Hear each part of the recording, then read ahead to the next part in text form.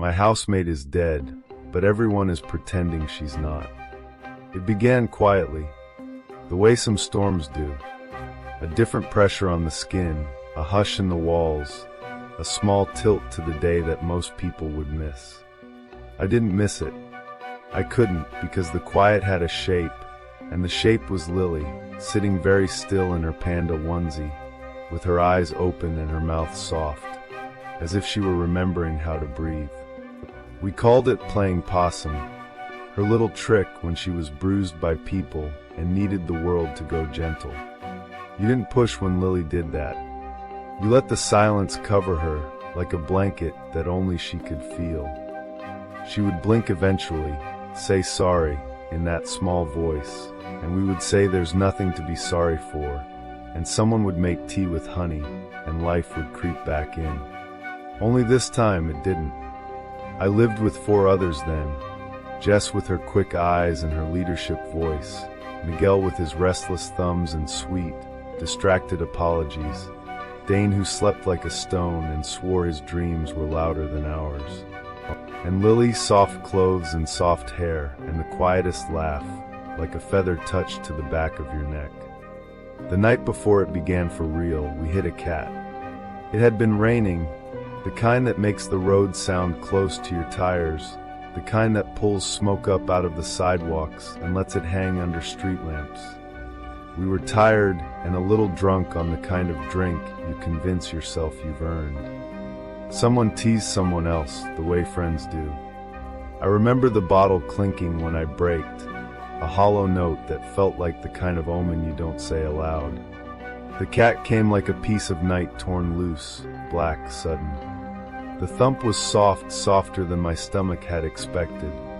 Dane swore. Jess said stop. Miguel reached forward and touched the dashboard as if to steady the car. Lily made a small sound. The woman, she was older and smaller than her voice, came out of a house that looked like all the others until she opened its door and made it singular. She saw the cat and saw us, and her grief turned into something that sounded like a curse before I could think to call it unkind. Lily said she should have kept her cat inside. The woman looked at her for a long time, and then said words I didn't recognize, old, bright, too large for the air we were standing in. We laughed the way people laugh when they want to make a moment move on.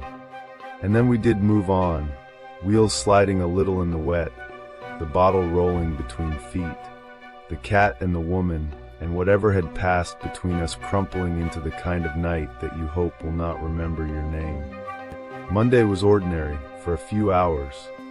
It had that pale, washed-out feel some beginnings have. I woke early. The kettle's thin whistle, the spoon in the mug, the smell of toast too close to done. Lily sat in the big chair by the TV in her panda onesie. She was looking at nothing with such focus that I did not disturb it. I told myself later. I told myself tea with honey. I told myself leave the blanket alone. When I came home, she was still in the chair. Miguel was playing something that made small gun noises and swallowed his attention the way worry sometimes does. I asked if Lily was okay. He said she was sick, head cold, sore throat, staying home. Let her be, he added, eyes on the screen. She gets weird when she's sick. He didn't mean it unkindly. At dinner, she was still in the chair. Bad one, Jess said, with a look that told me the conversation was over. Don't poke. I tried not to look. I tried to be good. I tried to let the quiet do what it does. But by Tuesday, the quiet wasn't soft anymore. It was heavy with a scent I didn't want to name. I watched the skin at the corners of Lily's eyes, and it didn't crease. I watched the air move when anyone else walked by, and it didn't move by her. I watched the fly. It landed on her eye like a bead of ink on a page, and didn't leave a mark when it lifted off again. I told myself I didn't see anything at all. Stop staring, Jess said, the scold sharpened to hide the tremor. You're weirding her out. She isn't blinking, I said, and the way Jess blinked then made me feel cruel. By Wednesday, The smell was a room of its own. Miguel breathed through his mouth and pretended it was a habit. Dane drifted past and held his breath like a diver, lids lowered, as if moving blind would save him. I made the mistake of naming it out loud. She smells like meat that doesn't know what day it is. She's not. Miguel didn't look up from the game. She's depressed, okay? She's never been this bad. Jess says it's the cat. She's working through something. We have to be supportive. People in deep depression still blink. I said, but my voice had gone small and ridiculous even to me.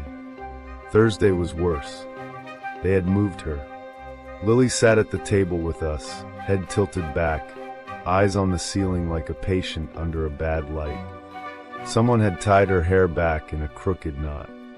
Someone had set a plate in front of her with toast going cold. The chair creaked when the house shifted, but Lily did not.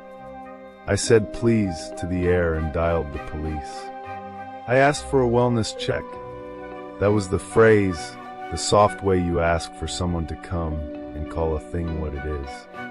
The officers stood in the doorway smelling faintly of rain and coffee. They asked quiet questions in the careful voice people use around sleeping children. I pointed to Lily in the chair. I was shaking by then and didn't know it until I saw my hands. The officers walked to her slowly and looked and looked. One of them spoke her name in a voice meant for light tides, not undertow. Even now, if I close my eyes, I can hear how hopeful he made it sound. Lily? She didn't speak. She didn't move. She wasn't there. They left. Jess spoke to them at the door and came back with her mouth tight and her eyes bright in the wrong way. Uncalled for, she said softly. You made it worse. I slept badly. My dreams had the brightness of fish scales and the heaviness of rain that won't decide to fall. I woke with the taste of pennies and regret at the back of my tongue. Friday crawled along in small, slow inches made of smell and not looking. Saturday stretched itself over us and didn't let us move. By Sunday the chair had a dark patch that the air wanted to be near. Jess put a cushion in front of Lily, so she wouldn't have to see me see her. I took it as mercy and unmercy in a single breath and sat on the sofa and tried to learn how to pray again. Maybe it would have gone on longer. Maybe the house would have learned to live around her the way a tree grows around a fence. But something inside me clicked. Not snapped. Not broke. Something with teeth. I packed a bag. I took the car keys. I told no one, because no one had room for the words I needed to say. Night held itself politely at the window while I worked. I wrapped her carefully in a blanket, then another. I apologized out loud, over and over, as if that might lighten what I was doing. She was so much heavier than I had feared, and lighter, in a way that made me want to put her down and leave the world. Every step down the stairs sounded like a decision I could not untake. The bluffs were where people went to tell secrets to the sky. You could look down at the dark tree-line and say I'm sorry to something large enough to hold it. The road out was empty, the kind of empty that makes you think you imagined other drivers. In the trees, nothing moved except the small things that move when you aren't looking. The rocks were cold under my hands. The air was polite even here. I lowered her as far as I could, then let go. There wasn't any sound worth naming, just leaves adjusting to a new truth. I thought about what animals do with kindness and what they do without it, and which would be better. I stood a long time and told the trees and the sky and whatever else listens that I was trying, and that the quiet had stopped being a blanket and become a hole, and I didn't know how to climb back out. When I came home, I carried the chair to the curb. The cushion went with it. I cleaned the stain with a bleach that promised miracles and delivered a ghost of citrus that didn't quite hide what it was meant to hide. I opened windows. I opened my hands and then closed them again around nothing. Jess was on the floor when I woke, folded into her own lap, and trying to remember how to breathe. "Where is she?" she asked, and I said, "She left." Because some lies are gentler than the truth, and the truth had already been unkind enough. Jess stared at me like a person who has found themselves on the wrong train and can't remember choosing to get on. She went out to look for Lily. The house pulsed in the soft quiet like a bruise under a sleeve. Miguel sat at the table after Jess left and rubbed his face with both hands. "I can breathe again," he said, surprised by his own voice. It really did smell. Something needed to a change. I hope she gets help. Inpatient or something. This wasn't the place. I didn't tell him that help isn't a place you can go when you've already gone somewhere else. I made us tea instead. The steam made a little tent over the mugs. We sat there under it for a while like children waiting out a storm beneath a blanket. Dane slept through the morning. He always did. He had the kind of sleep that made the house feel safe. It was hard to believe in anything terrible when someone you love is easily asleep under the same roof. The afternoon arrived with a light like cheap paper. I heard the game noises before I turned the corner. Soft machine gun clatter, the smack of buttons under thumbs. Miguel sat on the sofa with a controller in his hand, and his jaw working like he was chewing a thought. Next to him, Dane stared at the screen, the way Lily had stared at the ceiling. "Step up your game," Miguel said without heat. "You're getting camped." Dane didn't blink. "Dane?" I asked. He did not move. His hands were arranged around the controller with care, but they weren't touching it properly. His mouth had softened at the corners like someone who has run out of words. He smelled clean. Newly clean. Terribly clean. The kind of clean that had no body in it. The game played itself to the end of a life, and then another. Miguel nudged him with an elbow, and then a smile, and then a sound like a joke, and then a smaller sound, confused. A hush, heavy and slow, filled my chest again. I thought of the cat. I thought of the old woman's words, precise and cutting and too bright. I thought of the three of us standing in our small, good lives and telling ourselves that language could be laughed off if it scared us. "We're fine," we'd said. "We're fine." I stood very still and tried to decide which mercy I understood. Jess came home around dusk.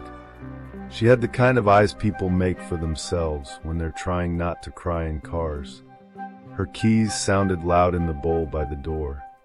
She came into the living room and stopped, saw Miguel, saw Dane, saw me, saw the cushion that wasn't there. "Where is she?" she asked again, and I said left, and she said liar, but softly as if the word might bruise if she threw it too hard. The evening settled like dust. We moved around each other slowly, as if we had pieces of ourselves in our hands and were afraid to drop them. I told Jess I would make dinner, and then didn't. Miguel said he would open a window, and then didn't. Dane did not say anything at all. Night unlaced itself and climbed into the house. I thought of calling the police again, and then remembered how they had looked and the voices they had used, and how the words wellness check had felt in my mouth, like a prayer you aren't sure you have a right to say. I remembered the officers leaning gently over Lily and saying her name as if it might be a key. I remembered them leaving and the door clicking softly shut behind their careful shoes. I wondered if I had it in me to stand in front of uniforms again and point to a person I loved and say he is not here. I sat on the edge of the coffee table and watched Dane. If I held my breath long enough, I could almost convince myself I saw his chest rise. If I let it out slowly, it was easier to pretend. I thought of the bluffs. I thought of leaves accepting what the world gives them. I thought of how heavy Lily had been and how light. Why had the old woman's words spared me? I turned that question over and over in my hands like a stone that won't polish. Perhaps I wasn't spared. Perhaps this was the less generous punishment, to see it and to hold the seeing, and to move in a house where your friends look at you with love and everything else looks at you with something that might be love if it had been taught how. Jess sat beside Dane with her spine straight as a metronome. "Breathe," she told him, as if he had simply forgotten. "The chest," she added, touching her own. "Breathe." Miguel looked at me across the coffee table and shook his head once. Not no, not yes, just a small gesture that meant I can't carry the next thing by myself.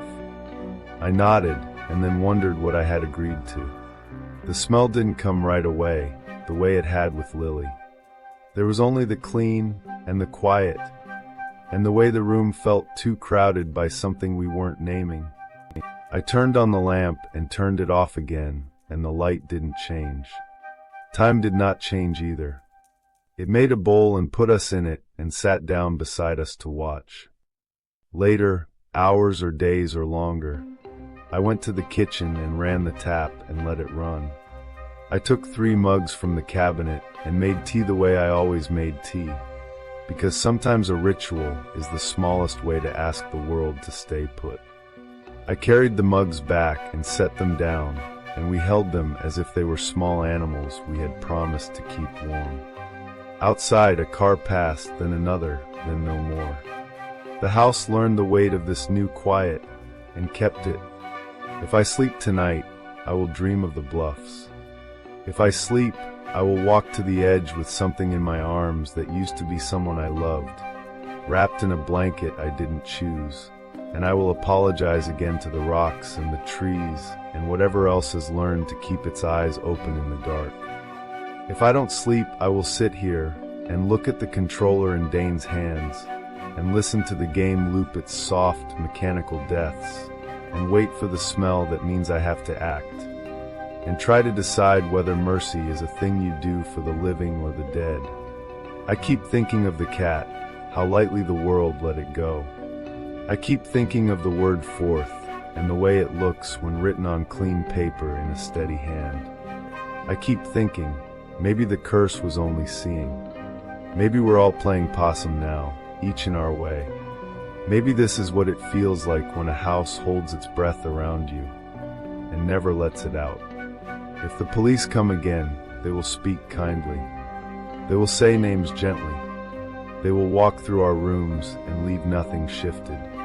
They will tell me to be patient, to be supportive, to let people breathe their own way. They will tell me that what I'm smelling is grief. If Jess asks where Lily is tomorrow, I will say she left again, because in a way she did. If Miguel asks me if I'm okay, I will say yes, because in a way I am, sitting here breathing warm. If Dane blinks in the night and looks at me as if surfacing, I will say his name the way the officers did, soft, hopeful, tugging at a tide that does not need my pulling. And if nothing changes, there are the bluffs. There is the road out. There is the careful way you lift a weight that doesn't belong to you and carry it toward the trees, whispering I'm sorry to the dark like it might answer back.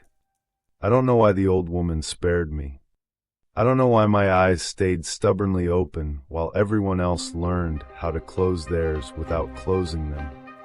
I only know that I am sitting here now with a cooled mug between my hands, listening to the house rehearse its quiet, and feeling the night settle like a blanket, like a hole, like something that could be either, depending on how long you let it rest.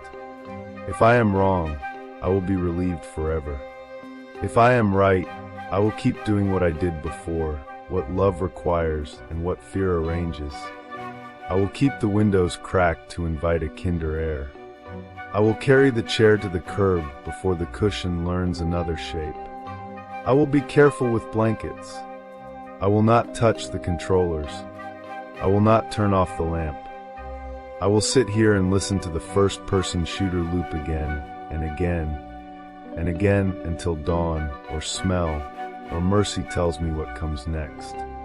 And if, in the blue between night and morning, a fly lands softly where a blink should be, if it rests there without moving, as if the eyelid were a page it has been asked to read, I will stand up very quietly and fetch the keys and go out to the car. I will drive slowly.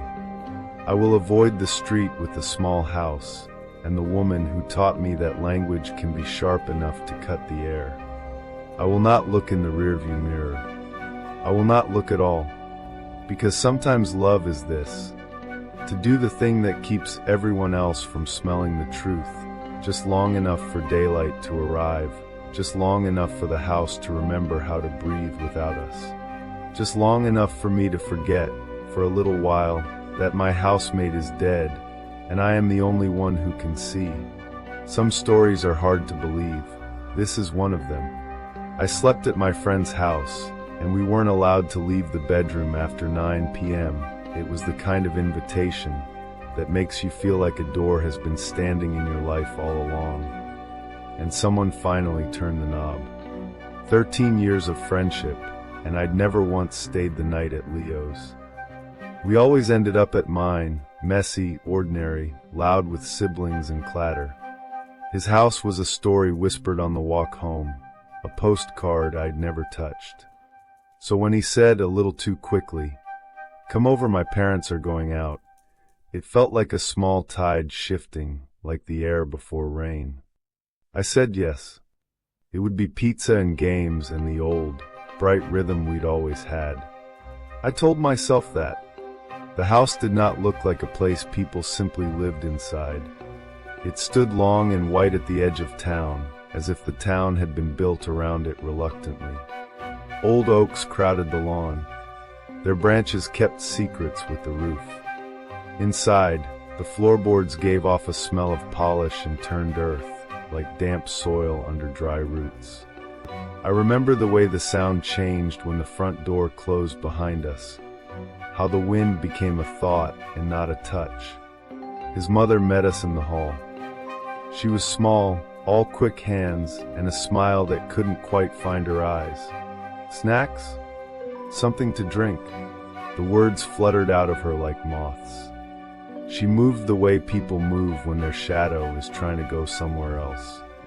His father sat in a leather chair with his big hands folded and his gaze fixed and still, like a full glass on a table in a quiet room. I heard his mother whisper to him as we passed. Urgent, hushed, the shape of worry without the sound I could place. Upstairs, Leo's room was a little island of the familiar in larger waters. Posters, a rumpled bed, a console winking its small, patient light.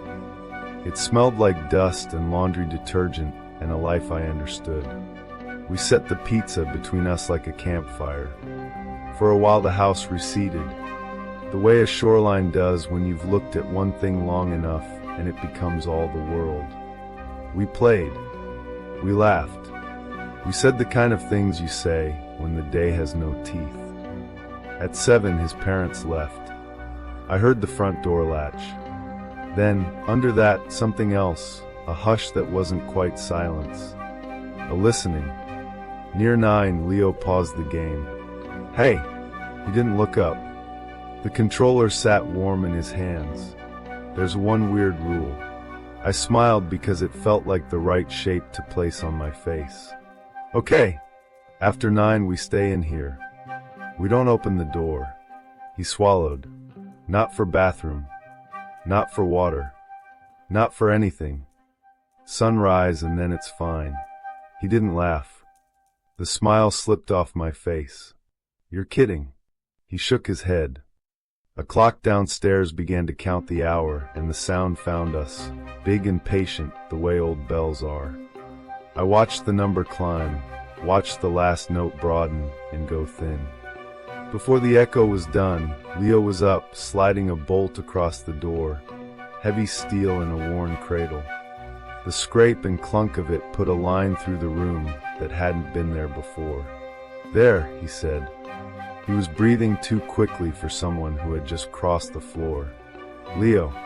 The word felt small in my mouth. "What's going on?" "It's just a rule." He turned the game audio up until it filled the corners. "Old house. Drafts. Drafts. It's strange the way a lie can make the air colder." We played, or rather, we pressed buttons while our eyes kept straying to wood and metal. The house went so quiet that my own pulse started to drown itself. There is a kind of quiet that comes when everything is asleep. There is another kind when something is awake and listening. This was the second kind. An hour softened by. Then the first sound came from below, soft, measured thumps along the main hall. Not footsteps exactly. Too careful. The sound of something reminding the floor it was there. That? I asked, breath barely threaded through the word. How settling, he said. He didn't blink. It stopped. Silence grew leaves again. And then another sound, slow, dragging, as if a weight was being shifted across wood by hands that didn't fully remember how to hold. It came from one room into the next, and then along the hall beneath us, a map being redrawn. I muted the TV. That is not settling. Just ignore it, he whispered. Please. It goes away if you don't feed it. What goes, Leo? Honey. The voice came from the other side of the door. We didn't move. We were animals pretending to be furniture. Sweetheart, we're back early, it said. I brought warm cookies. Open up. His mother's voice, but rounded at the edges, as if it had been poured into a mold and set. A shade too bright on certain syllables. Too sweet to breathe. Leo's face drained of whatever color fear hadn't already taken. He shook his head. His finger pressed to his lips, the oldest sign in the world. Leo, I mouthed. Don't be silly, the voice soothed. We're inside. They're chocolate chip, darling. Your favorite. The scraping below fell silent, which somehow made the voice worse. A soft knock followed, muffled, damp, like meat against wood. Then the knob turned left, right, rattled with growing impatience. Boys, it said with a crack right under the sugar. Open. The door. The next blow bowed the wood. I scrambled back, palms skidding, breath catching in the net of my own ribs. When the voice came again, it wasn't really a voice anymore. It was the ruins of one, a gurgle under gravel, syllables pulled long and thin. Iknowyourethere. Something black seeped under the door, thick as oil. It smelled like fresh dug dirt and wet leaves and old cellars, the cold, blind places under everything. Leo made a small sound and disappeared under his duvet, a hill of blankets trembling, going still, trembling again. He knew how to fold himself into the dark. Practice makes a home of strange places. It went quiet, the sort of quiet you can lean on like a door that may or may not be locked. I sat with my back against the far wall and watched the gap under the bolt. The oil glistened and held. Between the throb in my fingers and the ache in my calves, a stupid, dangerous thought rose up. A child at the edge of a lake putting one toe in just to know. Don't, Leo whispered from the bed. But the wanting to know was already moving my body, forward on socked feet, breath tucked away like contraband. I set my eye to the keyhole, cool brass against skin. Moonlight made a blade on the runner at the far end of the hall. Across it a shadow moved, stepped into the little circle of seeing the keyhole aloud. It stood wrong, too tall for the ceiling, and yet not touching it. Limbs like winter branches, angles where joints should be. A body made of a murmur and a dust devil, never the same shape twice. Over all that, his mother's floral apron, tied absurdly around absence. On the fog of a head, his father's hunting cap rode like a crown that had forgotten the head beneath it. It held a framed photo in one hand, one I'd seen in the hall. The glass shone. The mother's smile in the picture sat where a face should be. A twig finger tapped the door. Thump, thump, thump. I fell backward and covered my mouth because some old, sensible part of me wanted to keep whatever was inside from coming out. The room tilted. It was not a creature in a house. It was the house wearing a creature. A thing built from stolen pieces, practicing being people. Liam. The whisper came soft as a blanket you don't see until it's pressed to your face. Why are you hiding? Your mother is so worried. My mother's voice, exactly as it had been the winter I'd had the fever, and she'd sat on the floor beside my bed and told me, "You're okay, I'm here."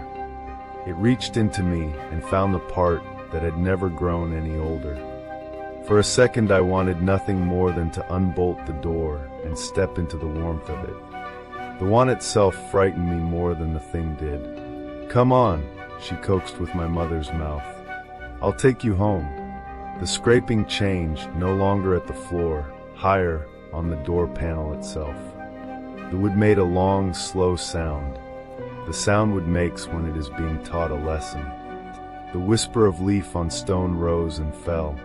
The chuckle of dry things pretending to be laughter. Time did not move forward. It swelled and shrank. It became a place. "Leo," I said, hoarse around the dryness. "What is it?" He was small at the headboard, eyes red as if the air had been rubbed raw.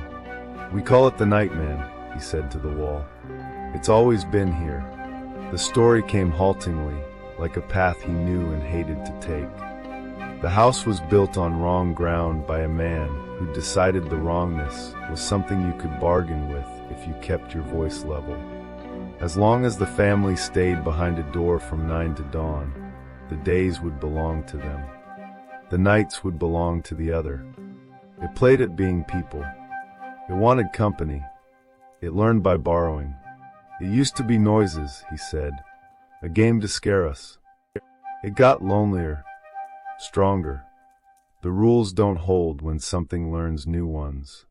He looked at me then, and the shame in his face felt older than he was. "They wanted me to invite you," he whispered. "Someone new. Someone not blood. They said maybe that would satisfy." For a while, the words slid through me clean, like a knife that has been sharpened by generations. I thought of his mother's quick hands, his father's stillness, the bolt, the sudden invite, the way a door can be open and still be a trap. The scraping stopped. The oil pooled. Silence again. We could have mistaken it for mercy if not for the footstep on the stairs, heavy, deliberate. A drag, a thump, a drag, a body teaching itself how to climb with a burden in its arms. It stood outside the door. You could feel a presence even through wood and steel, a pressure as simple as weather. The first hit sounded like thunder. The second splintered the jamb, teeth of wood spitting to the floor. The bolt shrieked in its cradle, and then bent, and then gave. The door swung in wounded and apologetic. What filled the frame was not a man or a beast or a shadow. It was a collage of the house's bones. Floorboards for shins, chair legs for feet, arms made from lengths of pipe bound with wire. Balusters knotted into a crude ribcage. Inside that cage, my duffel bag pulsed, zipper ajar like a mouth speaking in sleep. Its head was the grandfather clock from the landing, face glass and pendulum glittering like an eye that had forgotten what blinking is. Voices rose inside it, a chorus of borrowed tones speaking together in wrong.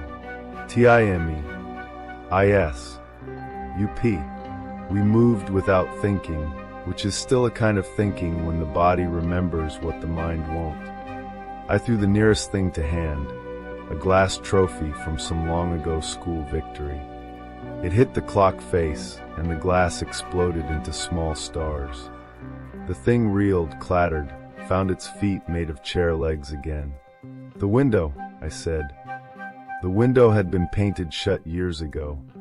The latch flaked white under my fingers and held fast, the old paint a scab that would not let go.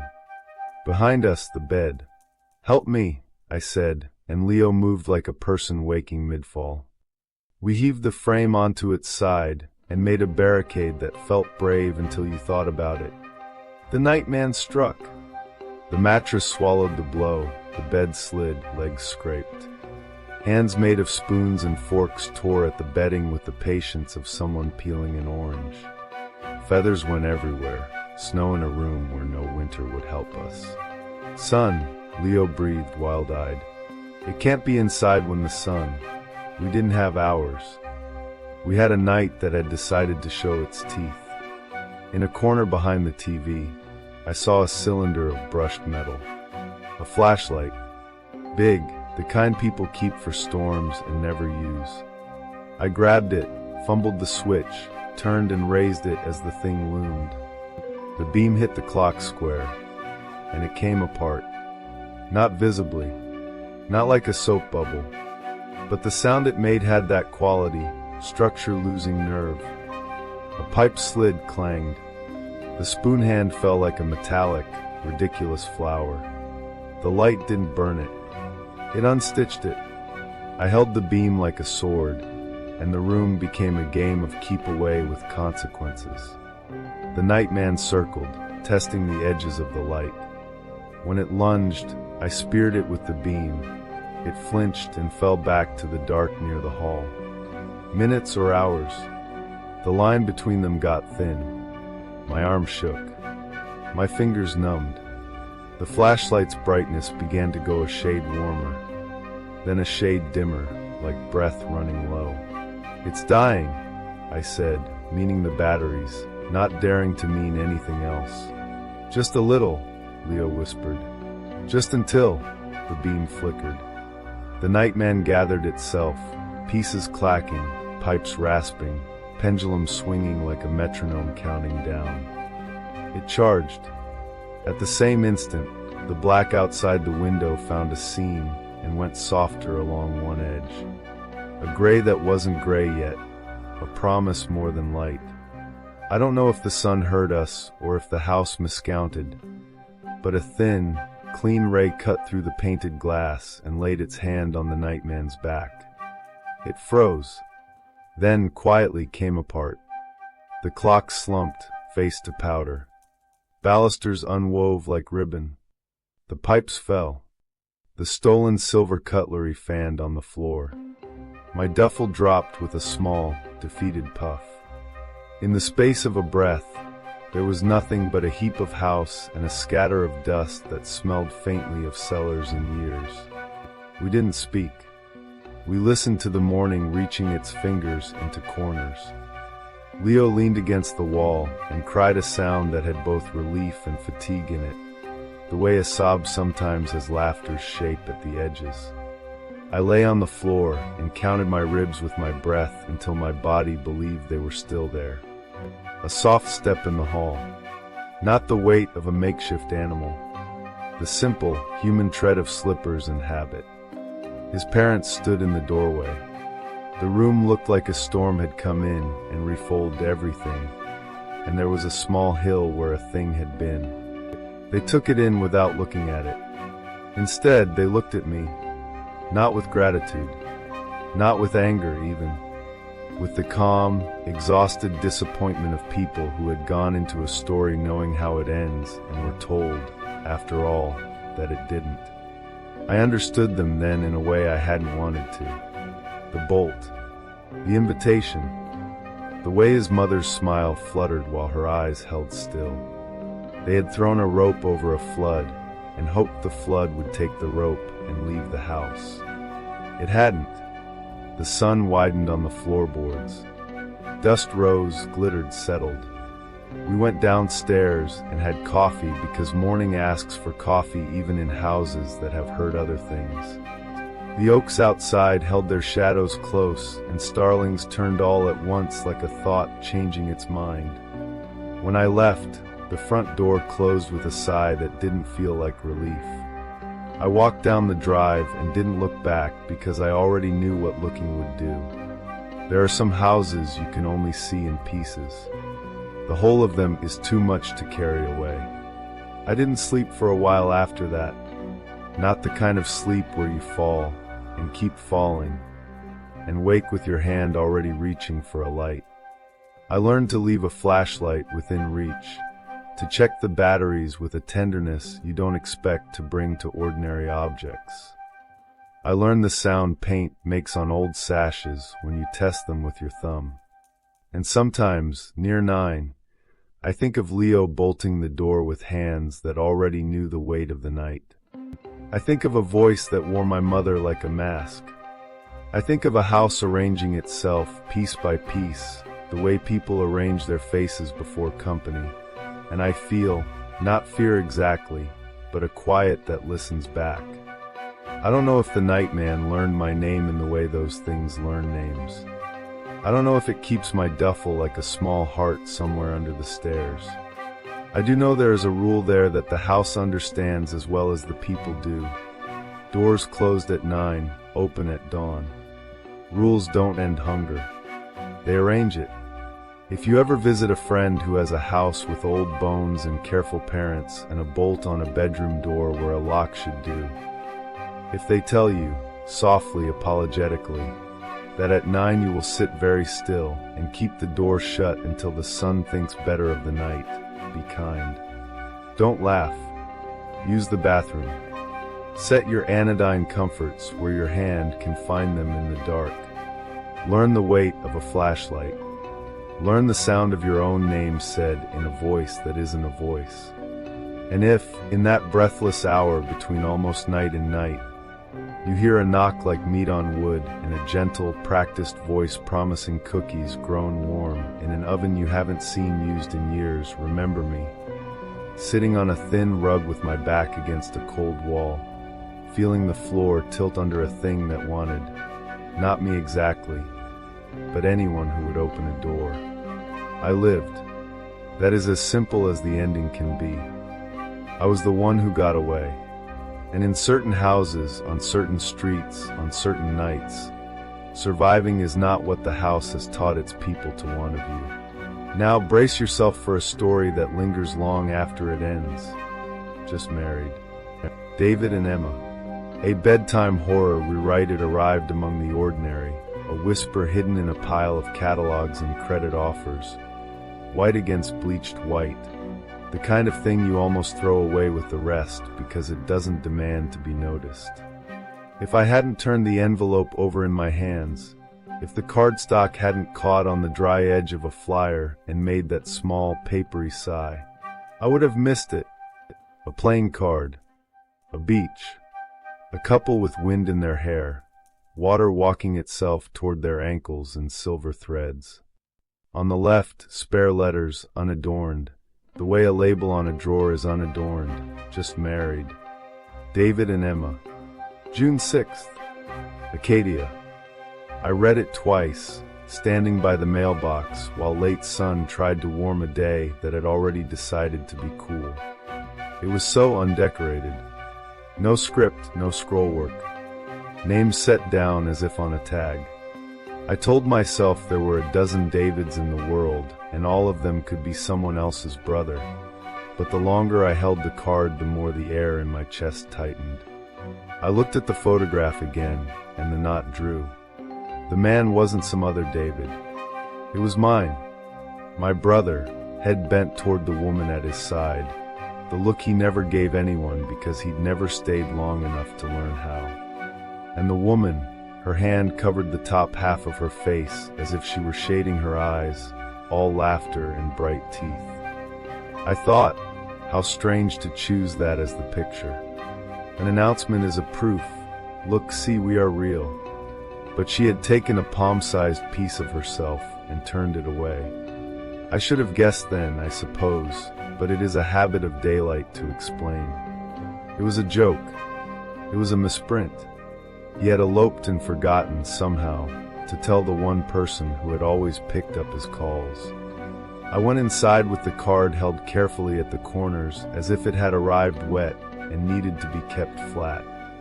I stood in the kitchen with the faucet dripping and the refrigerator humming its soft, domestic note, and I called him. It rang for a long time, the way he always made it ring when he was cooking, when he had music too loud and couldn't hear, when he wanted me to hang up so he could call me back and say, "Sorry man, what's up?" He answered on the 6th ring. Well, Mazalev, congratulations, I said, because the kitchen light made the picture look warmer than it was. Ah, he said, the sound of a cupboard door. A question sliding down a throat that wasn't ready for it. Who's the lucky gal? I asked, and I was smiling because it made it easier to say. He didn't laugh. He didn't sigh. He didn't tease. He did not understand the line I had placed between us and expected him to step across. What are you talking about? He said, not angry, just bare. And I knew, with the dull certainty of a small, cold thing placed in your hand, that he wasn't in on any joke. I told him about the card. I read the words.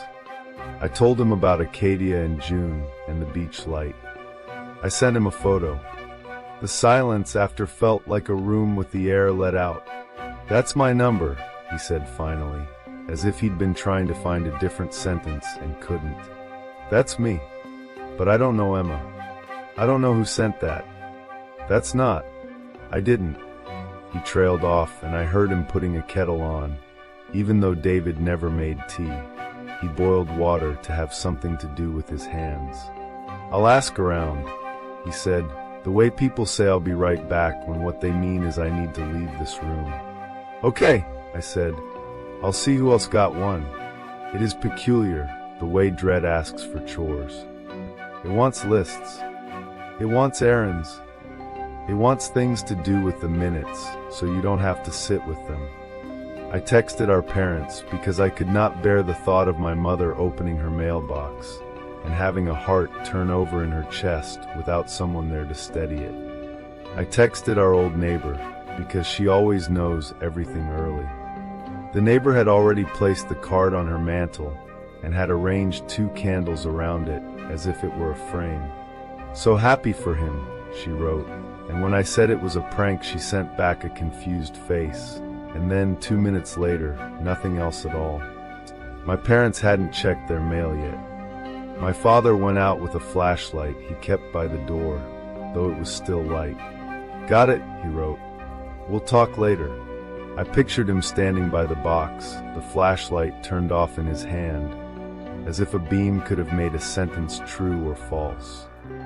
When I texted David again, he said he'd talk to his friends and that I should sleep, which is the sort of thing people say because there is nothing else to offer, and because the night will come whether you are ready or not.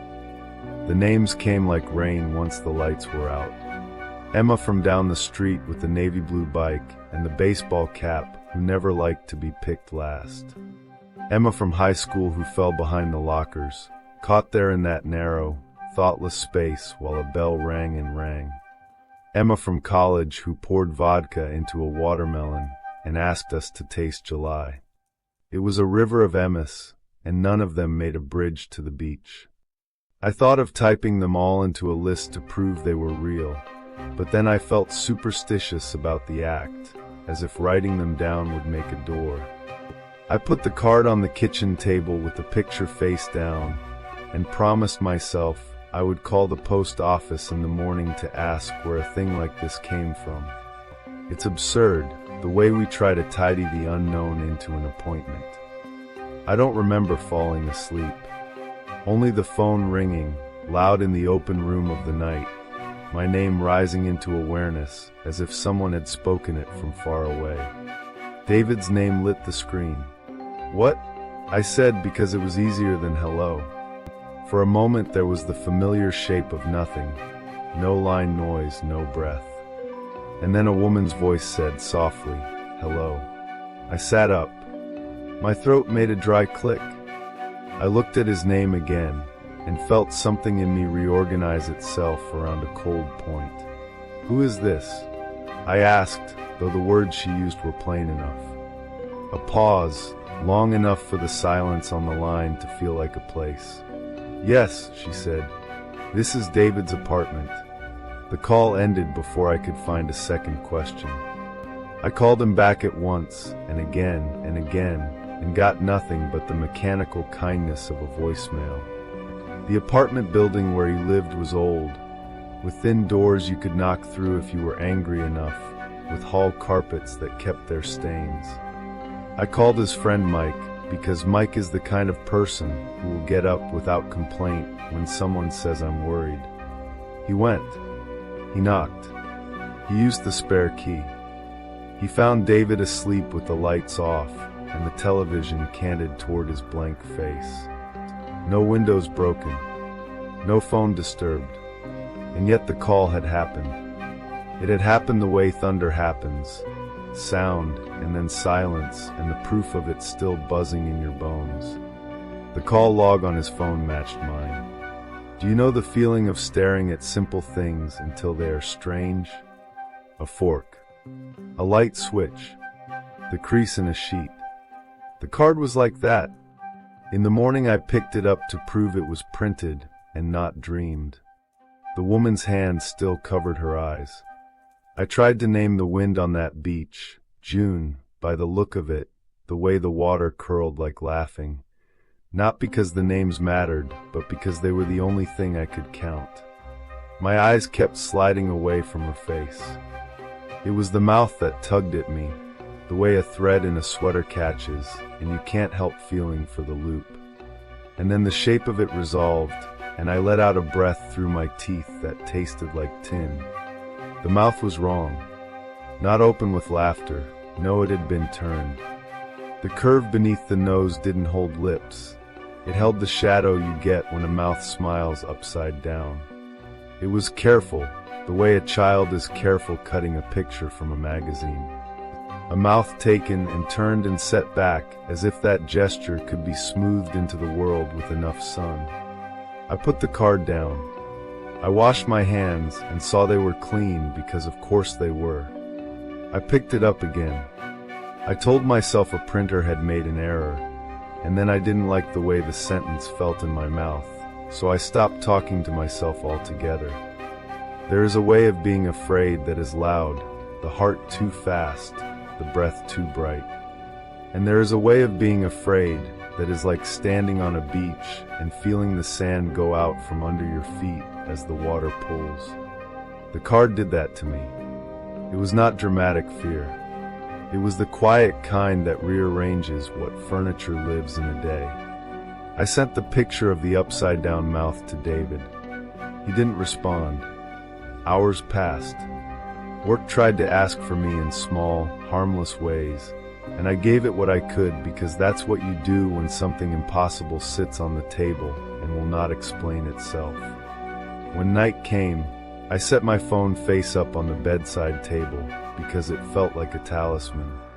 The call came a little after 2. Same number. I said his name in the way you say it when you're calling into a room you can't see, more shape than sound. A second voice said hello, in the same careful tone, as if the word were a coin she wanted me to see. I did not hang up. Who are you? I asked, and it felt too sharp, so I said, Emma, in a voice I didn't recognize as mine. Silence held me by the shoulders. Then, yes, she said. The word sat in the line like a stone on a plate. Just married. I could hear something behind her. Not traffic. Not television.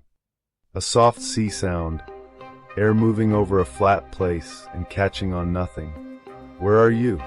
I asked, and then said his name again because it felt like a bridge. She didn't answer. The kind of click that is not a click, the line stepping away. I called and got nothing until morning. Mike went again, kind as ever. He's fine, he texted.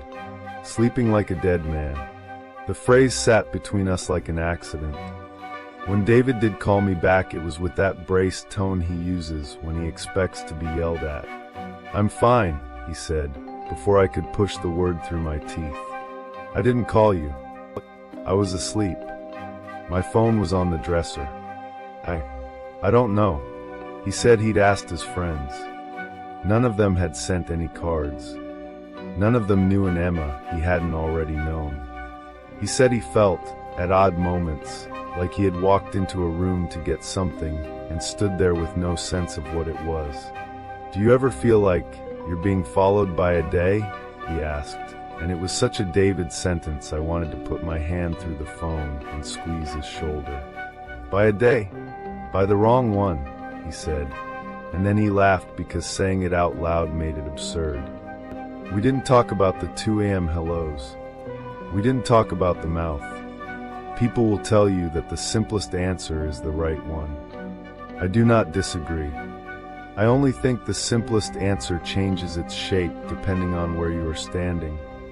From the ledge of ordinary, the answer was, someone was playing with him. From the line where the water pulls sand from under your heels, the answer was, something had learned his name. The next card came folded in the weekly ads. My name in a hand I could almost place until I tried. Same photograph. Same spare text. The mouth uncorrected. The date unchanged, though June had passed. I called our parents, and my father said, "We'll keep this one," in a voice that meant we will make it small by placing it on a small shelf. Our neighbor didn't answer my text. Days later I saw she'd posted a picture of a coastline with the caption, "Acadia at last," and a ring of yellow hearts. And when I zoomed in on the water, it was the wrong kind of blue. At night I began to dream of that beach, not because I'd ever been. David and I never got farther north than a rest stop, but because the photograph kept making a room behind my eyelids. In the dream the light was always a little too clean, the wind arranged, the woman walking with her hand at her face, not as if she were shielding her eyes from the sun, but as if she were keeping something in, or keeping something from looking out. When I woke, the blanket had twisted itself around my ankles. You will think, perhaps, that I should have thrown the cards away. There is a stubbornness to fear that looks like ritual. I put them in a drawer. I told myself I would give them to someone, anyone, who knew more about printing mistakes and postal oddities and the way people play games. The drawer stuck for the first time since I'd moved into the apartment. When I pulled it open, the wood made a sound like a breath through teeth. The last time she called, I didn't wait. "What are you?" I asked, and the question felt impolite in a way my mother would have scolded me for.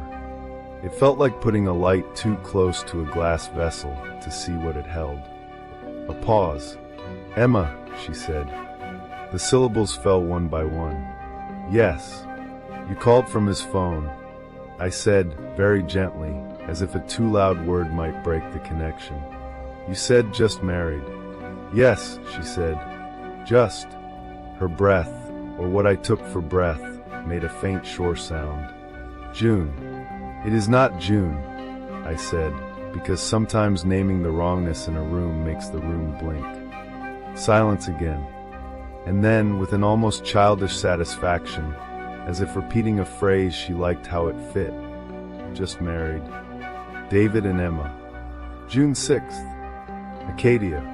I heard myself ask, "Why did you turn your mouth?" in the soft voice you use with a child who is hidden under a table and believes they have made themselves invisible. I hadn't meant to. The question had been living under my tongue, waiting for the alone of night. There was the smallest creak on the line, the kind wood makes when it remembers it was once a tree. I thought, ridiculously, of a photograph bent in 2 hands. "Better," she said, and the word made the hair along my arms notice themselves. Not quite a whisper, more the pressure of a palm laying over a face. "Better like this." The call ended with the same knot click. When I tried to call back, the mechanical kindness returned. The drawer wouldn't close. The cards held the shallow curve of my fingertips. I have been careful since then. I do not say her name out loud. I do not hold photographs with my thumb against the mouth. When David calls, which he does more often now, we talk about work and the small good things that make a day smooth and recipes neither of us will make. He asked once, in a voice that tried for careless and didn't quite reach it, if I had ever been to Acadia. I said no. I asked as lightly as I could if he had. He said he'd been thinking of going June maybe. It would be nice to see water that did not belong to a river. I told him to send a postcard if he did. Not a card, I said before I could stop myself. A photo. Of what? He asked. Your face, I said. Your whole face. He laughed. The older I get, the more I think laughter is not the opposite of fear so much as its softest edge. Some nights I climb into bed and lie on my side and hold my hand up, palm toward the ceiling, and make the shape she made without meaning to. I let my fingers hover over my eyes until the shadows soundless themselves. There is an impulse in the body, I think, that is older than safety.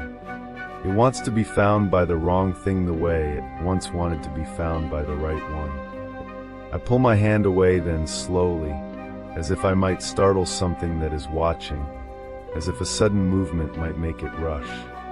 I keep the cards still. I am not proud of that. I should have burned them, maybe, or given them to someone who collects curiosities in a case with a lock. Instead, they sit in a drawer that sticks, and when I open it to fetch a pen or a receipt, I can smell a faint salt I tell myself belongs to envelopes and glue. There are so many reasonable explanations for all of this that to say any of them out loud feels like a kindness I ought to offer you as you turn off the light. A prank, perhaps. Some friend of his who learned my address from another friend of mine. A woman he does not want to explain yet. A printer's error multiplied and mailed. A case of a call routed wrong in a machine I do not understand. A brain that made a shape out of shadow because brains are in love with faces and will make them out of clouds and fences and the moon. I can set them all in a row and name them, and some small, tender part of me accepts each in turn the way you accept several coats when someone insists you are cold.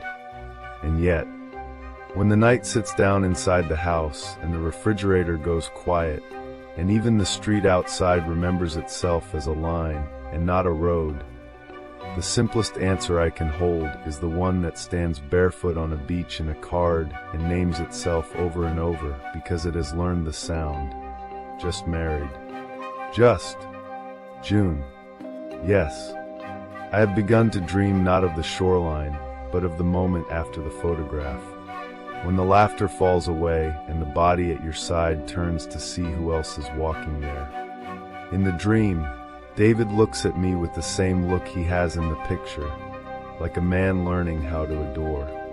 His mouth opens to say, "Look," and his hand lifts to point, and I wake with my palm over my eyes and my breath sitting very carefully in my throat as if it might spill. I don't know what he will do in June. I don't know if he will go. I only know that if a card comes again, I will not put my finger on the mouth.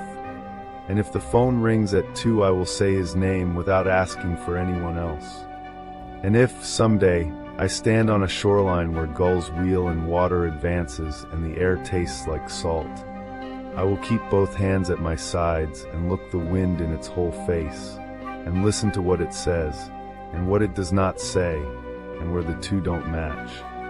Because somewhere there is a woman walking with her hand over her eyes, and her voice inside someone else's phone, and a mouth that has been turned the wrong way because someone decided it was better like that.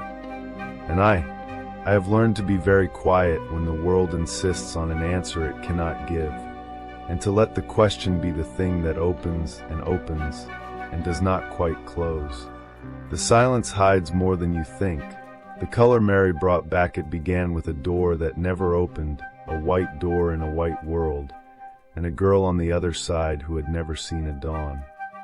We told ourselves it was only a study, only a thought experiment given walls and a latch and a schedule on a clipboard. We told ourselves it would end with cake and confetti, with a first look at a blue sky, and all of us would clap. We said those things softly like lullabies to drown out what we knew, that sometimes the first light through a shuttered room isn't morning at all. I tell this now the way I wish someone had told it to me, slowly in a low voice, with pauses where the quiet can breathe. Not to frighten you awake, but to lay something careful in your hands and let you decide whether you'll keep it. We called it Mary's room in the memos, as if naming could make a philosophy out of a life. White walls with foam softened edges, black fixtures, a television behind a matte veil, books with their faces turned to grayscale, pages audited to be safe. Food slid through a panel with a sound like a hush. A uniform like night pulled over her face and hands whenever someone had to enter. That was her whole weather. She grew as children do, increment by careful increment, but her world did not. There was a nurse, though we were told not to call her that. Nanny had a softness the reports could wear. Gentle hands, a steady voice, and a sameness to every visit that made the room's smallness bearable. Mary learned to point, to ask, to laugh at the right moments. She learned to sleep. She learned to wait. When she was old enough to understand instructions, the door stopped opening in the old way. Objects came through, people did not. It was kinder to Nanny, they said, and safer for the data. I could tell you about the graphs that pleased the senior staff, about the funding that hummed in the walls, about the way a theory can be fed with invoices and call it ethics. None of that is why you're here. You're here because of the day the door opened again, and the thing that came in wasn't a person and wasn't a theory. It was a color we didn't have a word for. Her 18th birthday. We marked the day on the whiteboard with a small dot of permanent marker, black on white, the closest we got to festivity. Our director, Dr. Robson, pressed the microphone and said, "Happy birthday, Mary," in the careful voice of a man who has practiced warmth and decided it isn't for him. "Thank you," she said. She had a small voice, like paper folded and unfolded until it made a soft sound of its own. "Will there be chocolate cake?" She had loved the idea of it for months. She loved the words as much as the flavor she'd never met. Last year's lemon had disappointed her the way rain disappoints, mildly, enduringly. "Today we celebrate differently," Robson said. You could hear his breath fog the glass of the control room window if you were standing as close as I was. "Do you know your age?" "I'm 18. A breath. Does that mean?" "Yes," he said. "Today you leave the room." Freedom did not exist for her the way it does for you and me. For Mary, leave meant only that the words would match a promise she'd been given in lesson plans. She smiled at the notion of color, like a child offered a story before sleep. "I'll see color?" "Yes," he said. "Nanny will help." We watched from our bank of screens. Everyone stood when the locks began to work, not because we had to, but because it felt wrong to be seated for a new thing walking into the world. The door's seal broke with a soft kiss. Nanny stepped through in her careful clothes, black cloth over skin, black gloves, black head cover, an eclipse dressed as a person. There are procedures to these things. The way we remove a blindfold had a paragraph of its own. The hood came away. The contact lenses, delicate, dark, were lifted from Mary's eyes like small lakes tipped from their beds. She giggled, a small, surprised sound, a gasp that caught and held, as if her chest were learning a new grammar for breath. "What are you experiencing?" Robson asked, eager, pencil stilled over his notes. Mary turned her head toward the camera. It is difficult to describe that look without turning the light up too high. Curiosity and something like recognition, as if a word she had known from a dictionary had finally spoken itself out loud. Nanny's hands went to the seams of her own uniform and tugged. Beneath the practiced black was a dress like a first bite of summer fruit. It wasn't crimson or scarlet or any name we give it when we want to sound precise. It was simply emphatically red. A clear note held. Mary made the small sound again. "I knew it," she whispered, and the whisper was not a theory reviewed, but a secret told back to itself. Then a laugh, quick and bright. Nanny glanced up at the camera, uncomfortable in a way movement couldn't hide. "Tell me about it," Robson said.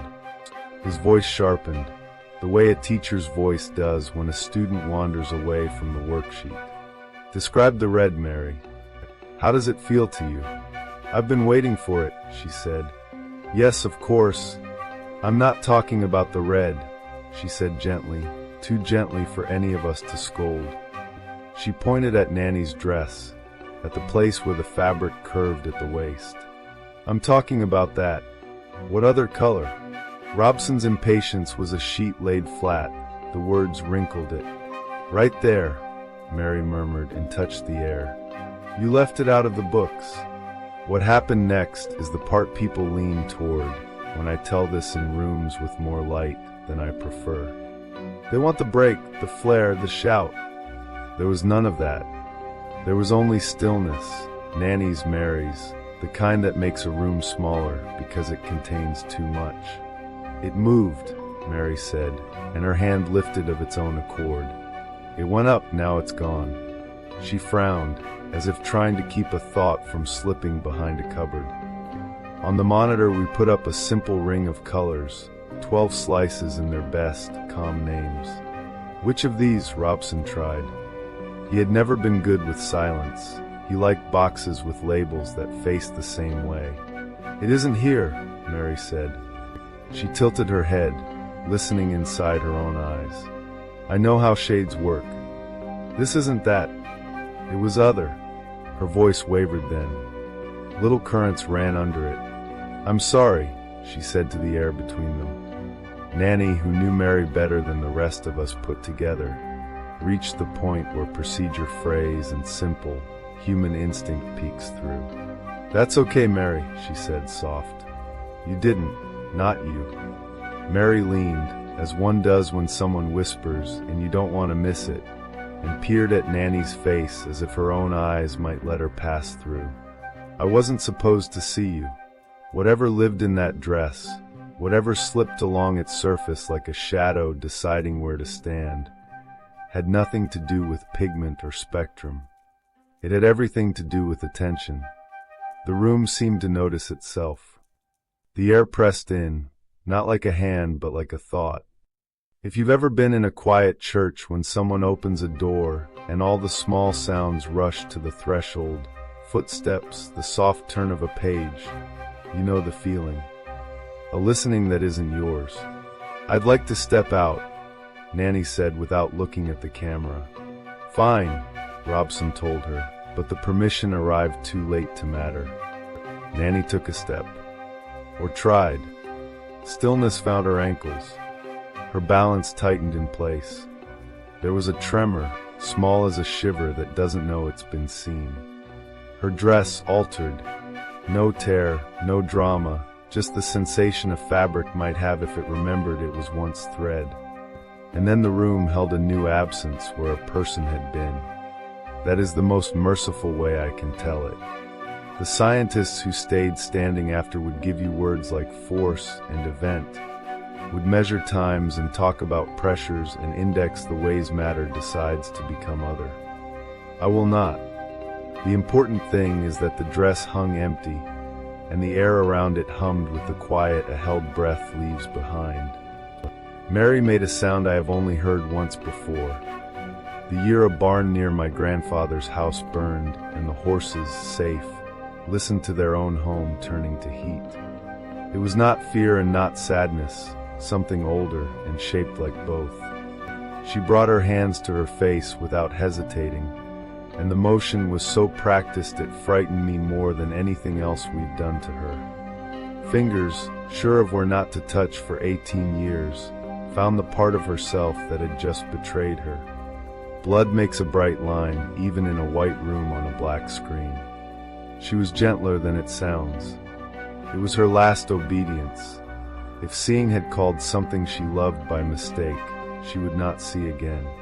I'm sorry, she said into the red that wasn't a dress anymore. I didn't know. I won't again. The control room emptied by habit, not by order. Some ran. Some prayed because there's a shelf in the mind that always had a space for that shape of thing, even in people who think they threw it out years ago. I stood there long enough to hear the hallway swallow their footsteps. long enough to notice a thin line along the floor, going from where Nanny had been toward the door, as if someone were sketching a path with a wet brush. Long enough to understand that whatever had learned to be seen had also learned to move where sight led. I left then. I do not remember the elevator or the light in the parking lot, or the way my key turned in the door of my small apartment. Memory is a kind of kindness when it wants to be. I remember the quiet once I was inside, how it was not the quiet I knew, a familiar chair in the wrong corner. I remember setting my phone on the table and setting the card holder by the sink and taking it up and setting it down, unable to stop giving small things the right home. It has been hours since a girl saw red for the first time and brought back a word we haven't learned how to say. I have turned the lights low and told the plants by the window there is nothing to worry about, because sometimes making promises is the only way to keep yourself from walking back to a door you know should stay closed. What did she see? The easiest answer is that she saw what we do not because she had not been taught how not to. We are so trained by our own good names for things red, blue, green, we do not watch the edges for what leaks in.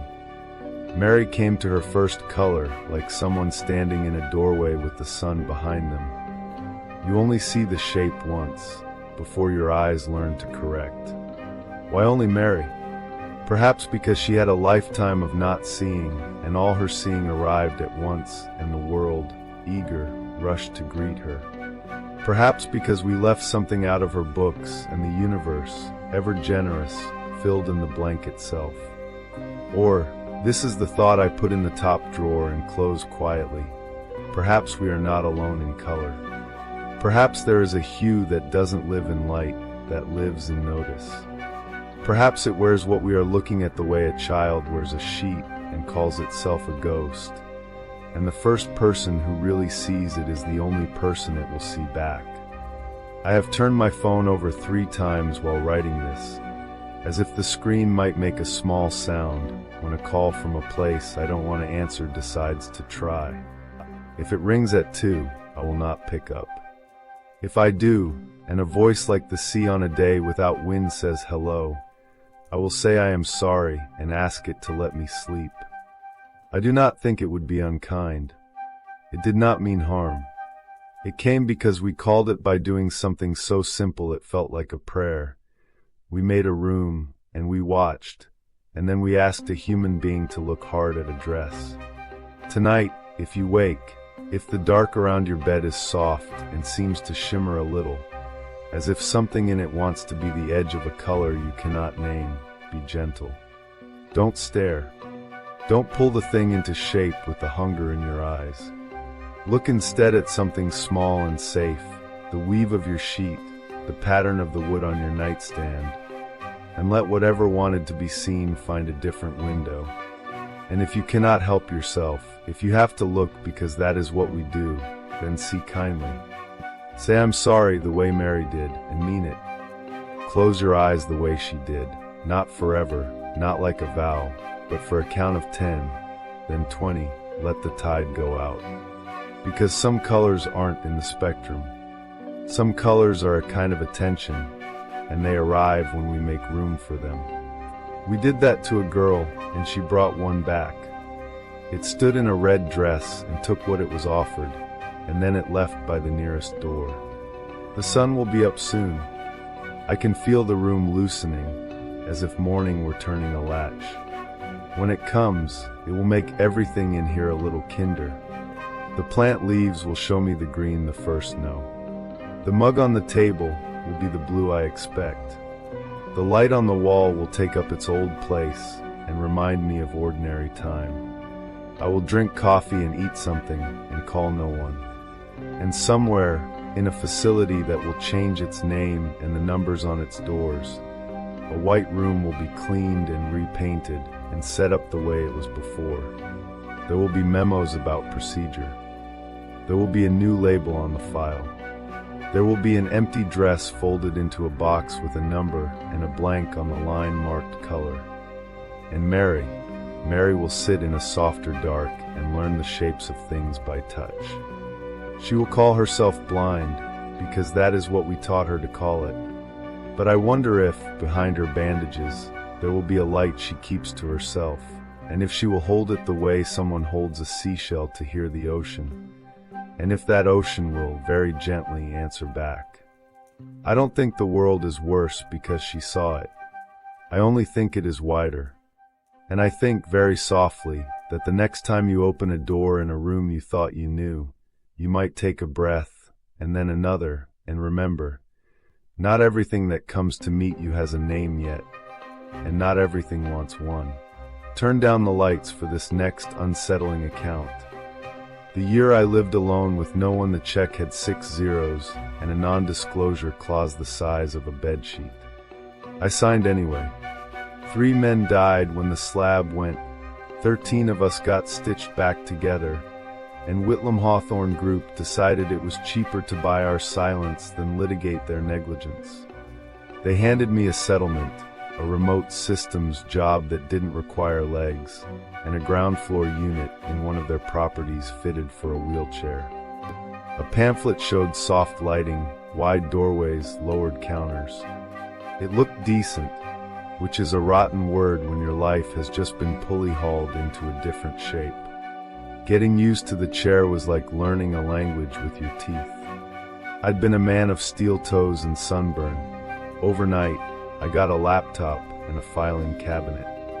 I told myself accommodations are dignity, not pity, and mostly meant it, until the apartment itself started to feel like a well-packaged reminder. The place was a first-floor cube with a fenced scrap of yard. Above me, someone else's patio blotted the sun, so my living room window took light like a ration. The kitchen had everything lowered, so I could reach even my grief. The bedroom and bathroom were generous in the way of hospital rooms. I moved in the day after discharge. A company van took me straight from the hospital to my new address. No ribbon cutting, no handshake. Just the click of a door closing behind me. By June the heat made the air wobble. My days folded into themselves. Wake, strap in and stretch, shower. Open the laptop to perform tasks that read like a placebo for liability. Order groceries to the door. I could exist without leaving. It didn't take long to stop trying. The voices upstairs filled in the rest. The couple, Claire and maybe Jason, maybe Jackson, argued on a loop. She had a voice that snapped. He had a voice that defended and deflected. Next door was an older woman with too many cats, Greta, Priscilla, and a hungry boy named Tom who announced his needs at volume. Their lives were the only ones I heard. Sometimes I lay awake just listening to them, like a kid in a tent listening to grown-ups in the kitchen. It made the room feel less like a cell. One morning in mid-June the power died, and with it the steady white hiss of the ACs outside. The silence that swelled in its place was a real thing, hefty as a quilt. I wheeled out to the little patch of grass to flip the breaker, and, in that brief hush, heard only my breath. No birds, no bugs, no distant traffic. Just the couple's sliding door above me and Claire's voice, already angry at a problem not yet described. By the time my unit whirred back to life, the argument had resumed like a CD unpaused. I went back inside and did not touch the slider again for months. Isolation does something to you. It teaches you which noises belong to the building's bones and which belong to the living. And after a while you start answering back, if only to hear your own voice. It started as a whisper. Claire hissed, "You never listened to me." And I murmured, "I'm listening." "Jason, let's call him that," groaned Christ, "I can't do this." And I laughed a dry laugh and said, "Me neither." A week into my sad little call and response, I caught something sharp under the wool of routine. Claire snapped, "For once in your life, admit that I might be right." I muttered, "Why should I when you're wrong?" and above me, Jason answered with the exact words and the exact shape I had just made. I sat very still. Had I heard that exact fight before? It felt like recognizing a song from two notes. The next day, she complained about an overdue car registration for almost a week. The same words I remembered from August. Only now it was October. The math didn't move. I turned off every machine in the apartment and wrote down what I heard. 8:15 a.m. next door. Oh, Tommy Tom, be quiet. I fed you already. 8:17 a.m. upstairs, Claire on the phone. Yes, he left for work. No, it'll just be me here until he comes home for lunch. 12:32 p.m. The complaint about the door slam I'd never once actually heard. That night I slept with the notebook under my pillow like a talisman. The next morning I listened with a watch in my palm. At 8:15, word for word, the cat scolding. At 8:17, the phone cadence. At 12:32, the slam that was never a slam. Minute for minute, my day replayed as if the building were reading from a script. Something in me stepped out of frame. I pushed to the slider, wrestled the track, and rolled into the courtyard. The building across the parking lot was the same as mine. Concrete balconies stacked like shelves, blinds open on 100 windows that framed nothing. No faces, no flutter of a curtain, no sound but AC units and wind. I craned up at upstairs windows. Blinds open. Stillness. Next door, the same. Then, as if a stage manager had whispered places, the blinds in next door's unit snapped shut. Then upstairs. Then, in a ripple moving outward building by building, every open blind in sight surrendered to the same pale slats. A neat, uniform closing of eyes. Panic is a thin word for what happened to me. I tried to find a leasing office and instead found row upon tidy row of identical buildings, the shape of suburbia without the people that justify it. Parked cars like props. Children's toys staged on sidewalks as if a family had disappeared mid-scene. No birds cutting the sky. No laughter. No footsteps. The world emptied itself around me and left the wind. I went back to my front door because it was the only decision left, and the moment it clicked behind me, the doorbell chimed. My groceries sat on the mat like they'd been there all morning. They hadn't. I'd been there all morning. I looked up and down the walkway and saw no one. For a week the building held its breath. No fights. No cat gossip. No cars. I thought I'd broken something. Then slowly sound returned. Brand new arguments. A fresh meow in next door's register, as if a fourth cat had been imported to fill a silence. Cars passed loudly, almost ostentatiously. It was good work, good enough to make me wonder if I'd imagined the whole thing, until the 8th day when the grid reset and the week played again, exactly down to the timing of tires crossing asphalt. When I watched for drivers, the cars were empty. I decided to interrupt the program. According to my notes, next door would scold the cats at 9 hours, 13 minutes, and 3 seconds. I rolled to her door at 9 hours, 12 minutes, and 50 seconds, hands trembling, and knocked. I finished the 3 knocks just as my Casio ticked to 03. The silence on the other side felt like held breath. "Who is it?" came a voice. It wasn't hers. It wasn't anyone's. It was a sentence assembled from other sentences, stitched with mismatched thread. I froze. The voice tried again, adjusting its inflection like someone practicing the piano. "Who is it?"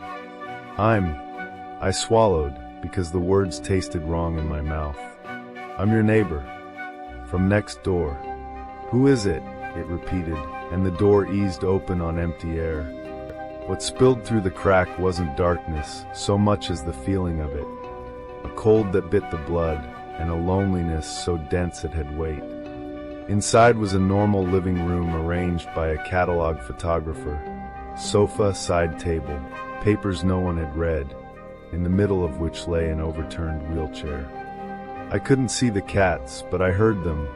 Wet, patient chewing, tiny satisfied grunts, the tugging sound of something stubborn giving way. I reversed so fast I scraped the door jamb. After that, the noise got clever. Different fights. New lines. The cars took other turns. It was all still hollow, like voices coming from speakers installed deep in the walls. I wanted, like a child wishes, to be wrong. I wasn't. The knock on my own door came mid-spiral. 3 knocks. My hand found a knife by reflex. "Who's there?" My voice sounded like a recording from a thinner man. A beat. Then my own voice, reconstructed, as if copied and pasted with a shaky mouse. I'm your neighbor from next door." I opened the door on nothing and swung the knife at the space where nothing ought to be. The air in the threshold shimmered, a heat haze outline of a person. Cold poured through me like water, and with it the same gravity-black loneliness I'd felt across next door's sill. The shimmer leaned forward as if to occupy my room. I threw the knife.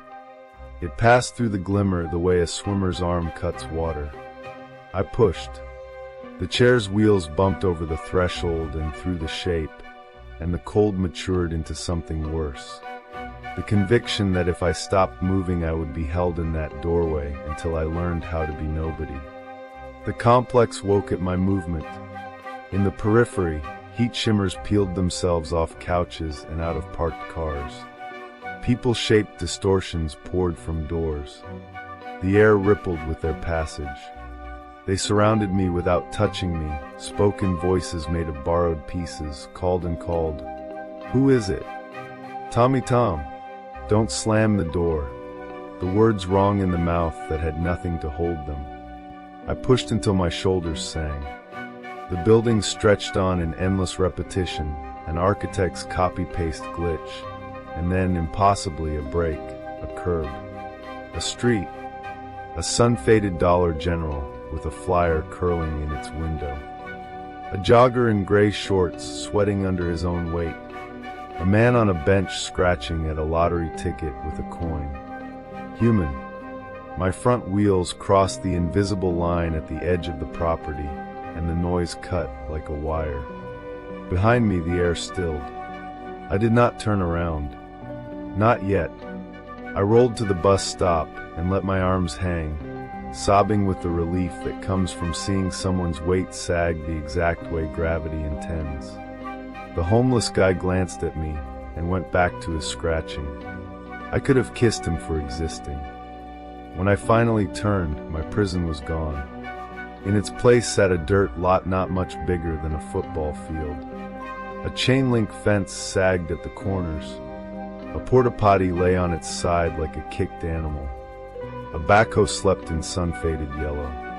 At the fence a brand-new sign shone like a lie, "Coming soon." Whitlam Hawthorne Research Complex. The rendering showed glass and greenery and bright people on benches. My chest hurt in a new way. The company had given me a unit in a building that did not exist. They'd parked me in an empty place and piped in enough sound to convince my hindbrain I was among the living. I don't have a moral for this. No neat bow. I know this. The world outside the line is loud. It has birds and bad drivers, and the kind of noise you complain about because you trust it to keep happening. Every morning I roll to a cafe that smells like burnt sugar and people, and I sit where the sun falls hot on my knees and listen to arguments that belong to mouths. I rent a room from a man who wants my money more than he wants my story. My work laptop is a doorstop now.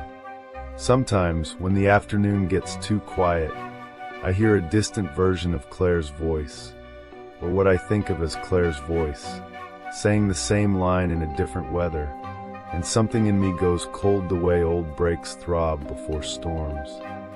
I keep moving. I keep talking out loud, even when no one's there to hear it. Names are good ballast. I've driven past the lot since. The sign keeps its promise in the future tense.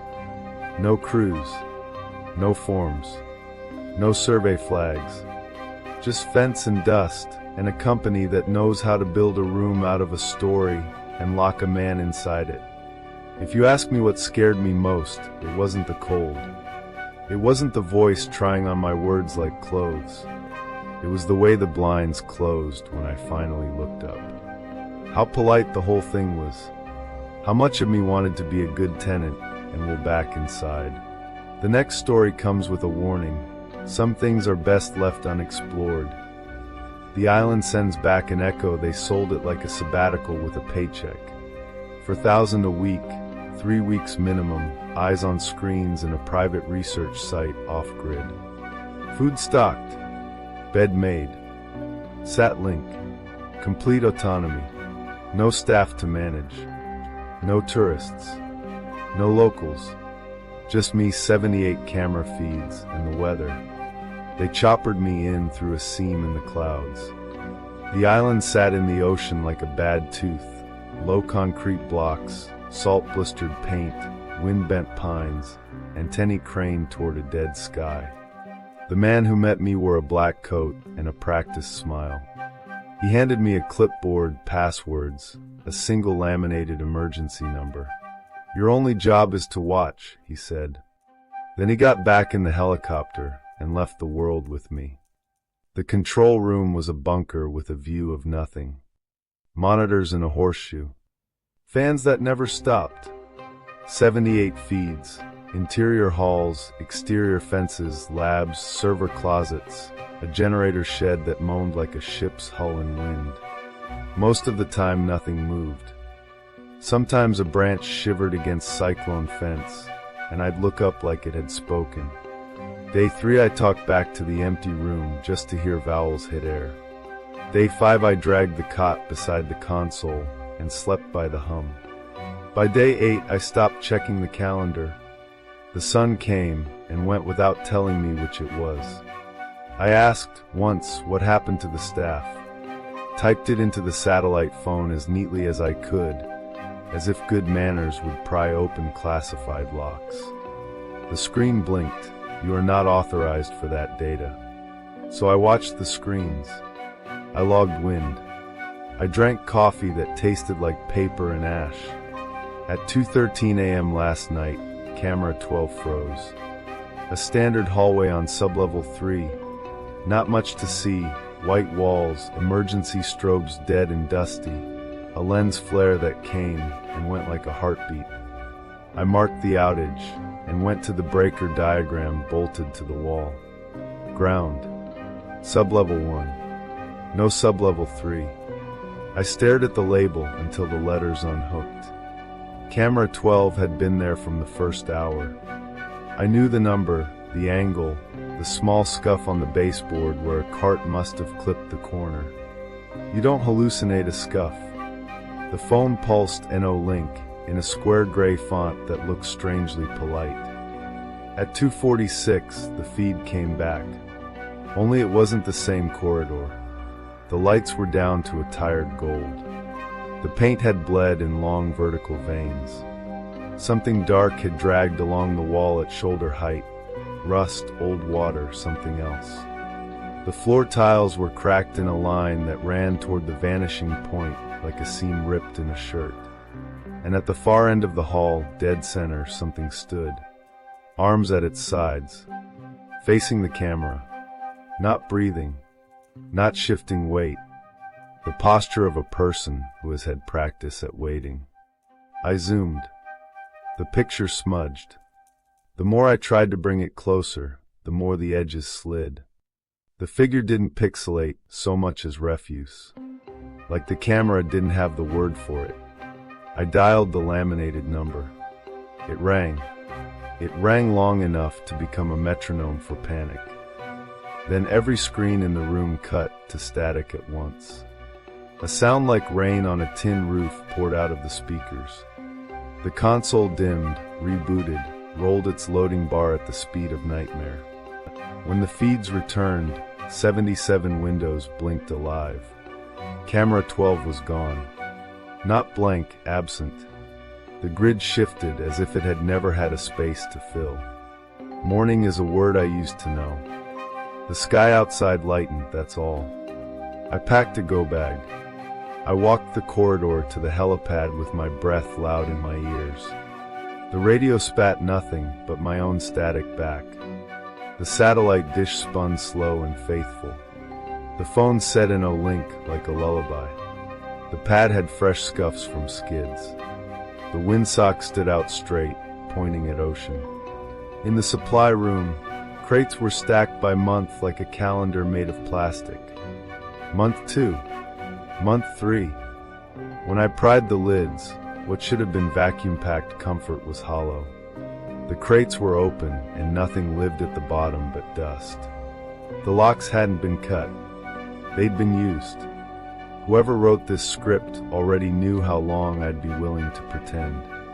The humming started sometime after noon. Not from the servers, not from the generator, but through the concrete itself. A thin mechanical melody that never resolved, the way a child hums to themselves in a dark room. If I put my palm to the floor, the bones in my wrist picked up the tune. That night, I dreamed the angle of camera 12. The corridor the building swore it didn't have. The dim light, the cracked tiles, the figure at the end, not moving, just invested in the act of being seen. I told myself, inventory, diagnosis, action. The words engineers use when things go wrong. The console disagreed. Every time I tried to map the network, the software told me the facility had 2 floors and no secrets. The labels didn't match what my eyes had shown me. The system must have been copied from another site, I thought. Or they'd renamed levels. Or the camera numbers weren't intuitive. Or I was the only thing here that needed a map. On the second day of the humming, that stupid lullaby under the slab, the exterior cameras started catching the wrong weather. Camera 27 showed rain that never hit the ground. Camera 33 held a fog bank that wrapped the fence like cotton, while outside my actual window the air was bright and dry. Camera 41 had a bird perched on the wire, and when the wind gusted in the picture, the wire moved but the bird did not. I laughed, and it came out like a cough. The system logged my laugh as an operator input. This morning I tried again to leave. I packed light. The cliff path to the dock switchbacked through bent trees. I kept catching slow movement in my peripheral vision, something gray threading between trunks. But when I turned, only the trunks turned back. The dock itself was there, nailed into black water. The gasoline drums were sealed. The boats, 3 ribs of white, bobbed against the pilings like something asleep. The outboard on the nearest had no prop. The second had no spark plugs. The third had a padlock chain through its transom that connected to nothing, like a handcuff for show. Back up the path, the humming had learned a counter-melody, 2 notes seesawing. It felt less like machinery now, and more like breathing practice. When I got to the control room, a new window blinked onto the grid. Unlabeled. A rectangle of bad compression. I clicked. A room I recognized resolved. This room. Same monitors, same coffee ring on the desk, same duct-taped seat cushion. Except in the chair, the back of a head. My head. I reached up and touched the cowlick I've had since I was 6. The figure in the feed did the same thing a breath later, on a slight delay, as if the island needed the time to copy gestures down. I stood. The figure stood. I waved. The figure waved with both hands, like a child told to be extra clear for the camera. I pulled the plug on the console.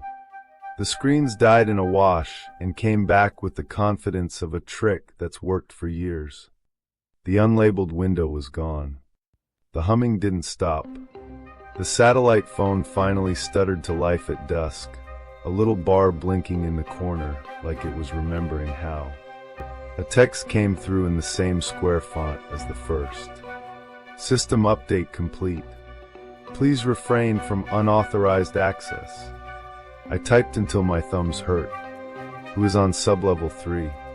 Who is sending that feed? Who opened the crates? The cursor waited, patient. You are not authorized for that data. Again. Twice, as if translation required emphasis.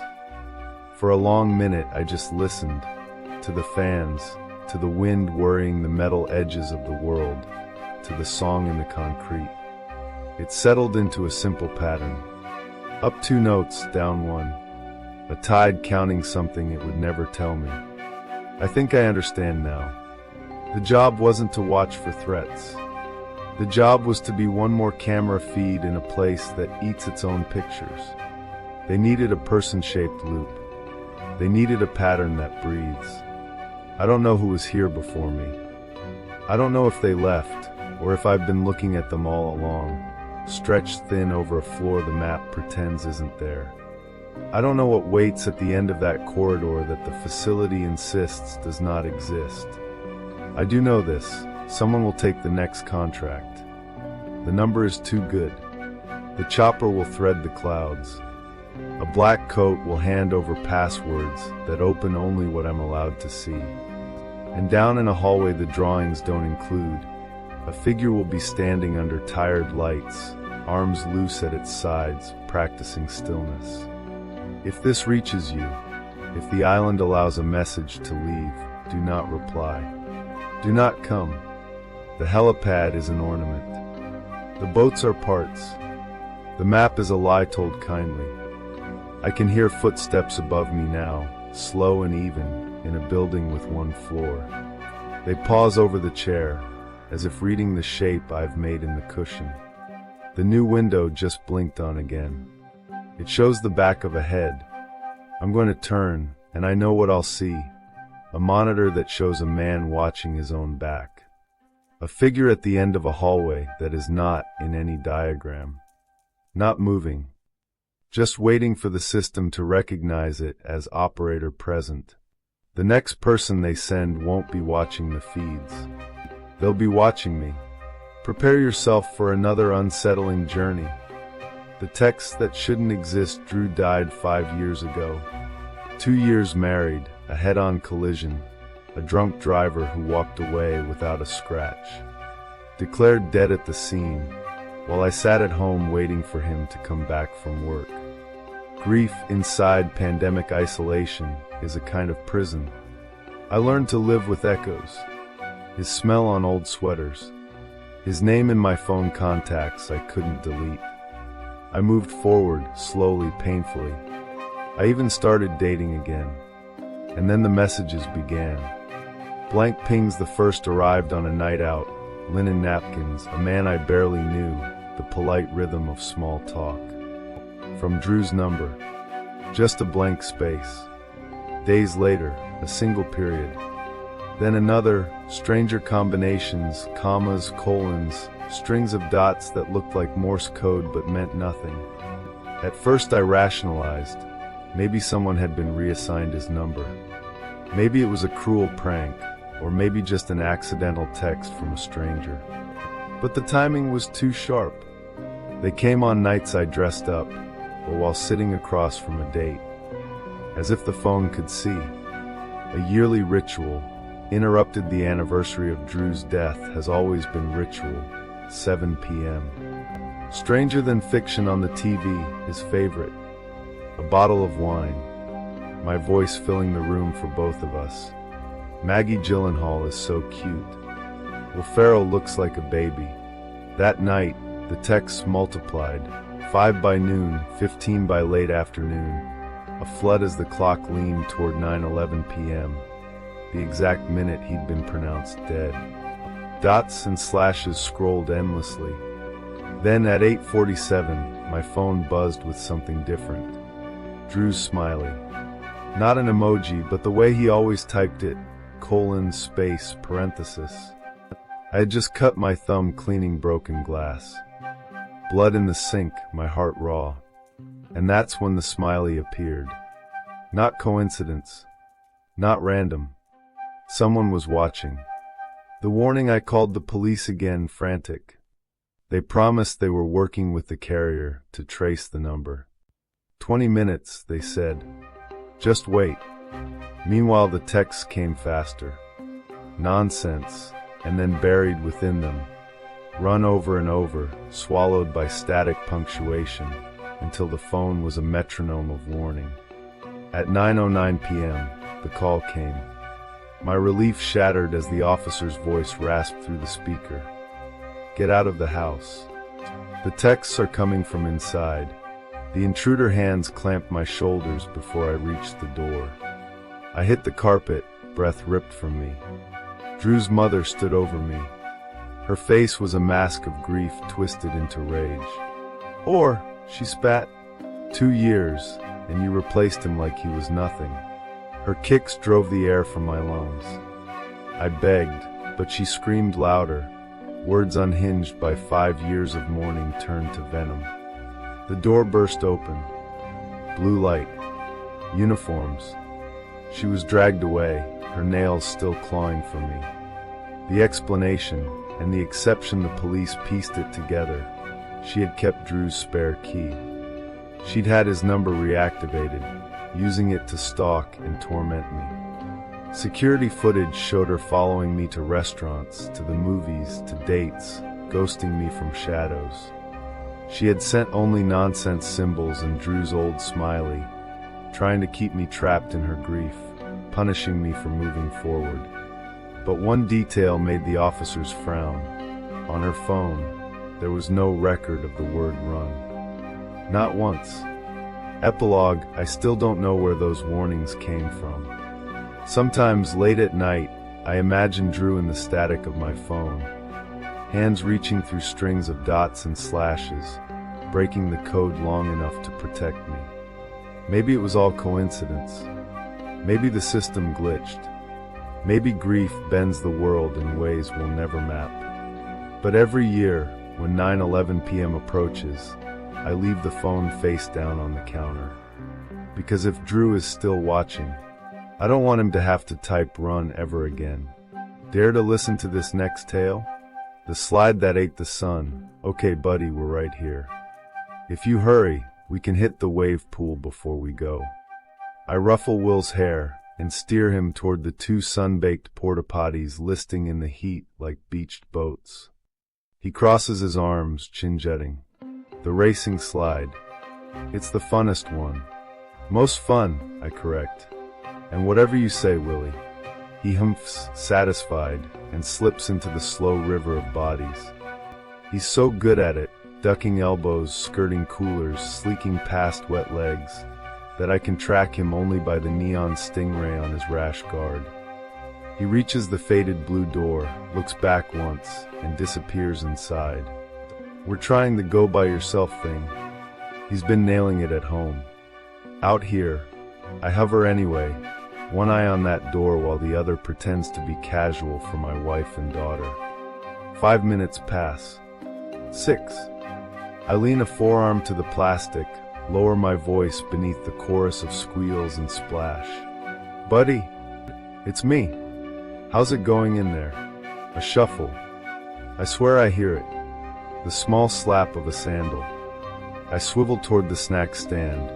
My wife waves from the Dip N Dots window, Lila bouncing at her side. I wrinkle my nose theatrically at the porta-potty and mouth, your treat. All right, Will, I'm coming in. The latch clicks under my thumb. I slip inside sideways, trying not to breathe. The heat is animal. The blue chemical reek punches my eyes. I spin once in the coffin of a room, then again baffled. No kid. No anybody. I peer into the bowl, a dark, wobbling galaxy seeded with the worst things a body can make. Will. I step back out. Circle the unit. Check the twin next door. Call again louder. People begin to turn their heads. My wife arrives with Lila's small hand soldered to her palm. Ice cream already melting across our daughter's knuckles. What happened? Where's Will? I don't know. He was inside. Lila, did you see him come out? She shakes her head and pushes a spoonful of dots into her mouth, eyes round. You were supposed to be watching him, my wife says, voice shivering. I know. I snag a passing dad by the arm. Sir, did you see a boy about this tall, stingray shirt come out of here? He reads my face, softens, shakes his head. Sorry, man. Try the lifeguard station. I run. Hop a knee-high chain and splash through a spray ground, ignoring a lifeguard's whistle. At the desk, a teenager blinks up from a clipboard, acne bright as candy. My son, I say. I can't find my son. You have to make an announcement. He pales. Yes, yeah.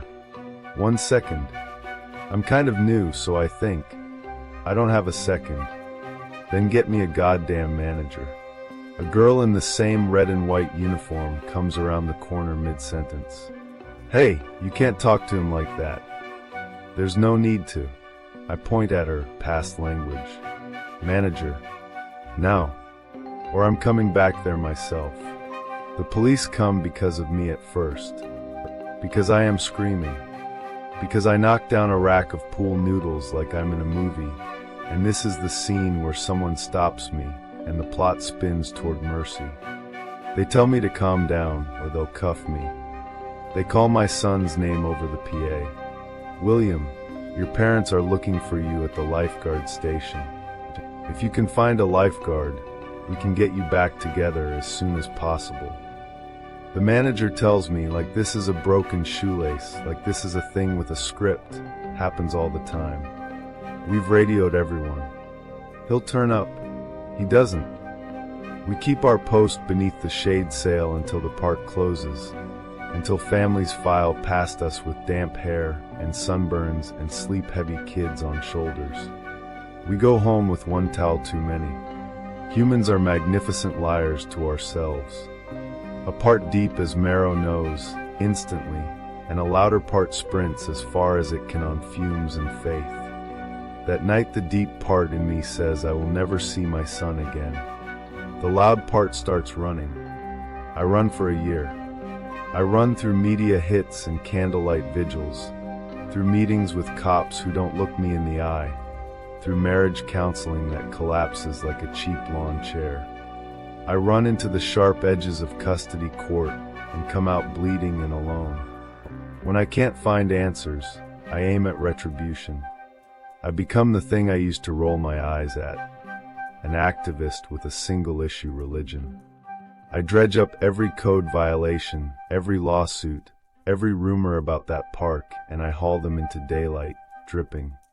The place had history, drownings, broken bones, missing kids blamed on custody disputes. My son is the last straw. The county yanks their permits. Gates padlocked. The slides go quiet. Demolition day is bright and mean. I stand behind the orange netting, a one-man audience, and watch machines chew the lazy river into teeth. It feels like justice if I squint. Around noon a shout splits the engine noise. Axe! Grab the axe. A wave of hard hats surges toward the far fence, near the twin porta-potties tipped on their backs like dead turtles. No one stops me when I duck the barrier and drift after them, invisible in my grief. It's dead. Stop, it's dead. From a distance, the thing on the dirt doesn't resolve. Then it does. My knees want to go away. My brain refuses the scale and then can't unsee it. A snake. Not a zoo python. Not a pet that got big and got mean. An animal long as a school bus, and then some, skin the color of wet pennies and old brews. Its body is a rope of muscle as thick as a man's torso. Its head is an anvil, jaws hacked and stilled. It looks starved. It looks impossibly lethally big. Fucker's a world record, someone crows, euphoric and sick. Who do we call? Another asks. Animal control? The news. Where'd it come from? One of the younger guys points to a black mouth in the ground. a concrete collar with a rusted lid pried loose. Down there. It was in there. In where? The foreman demands. The septic. From the toilets. The crew ripples with hoots and nervous laughter, with cameras out like offerings. My lungs forget the trick of air. A voice floats up from the hole, thin with distance. Boss? A boss. What? There's bones. What? There's bones down here. A lot.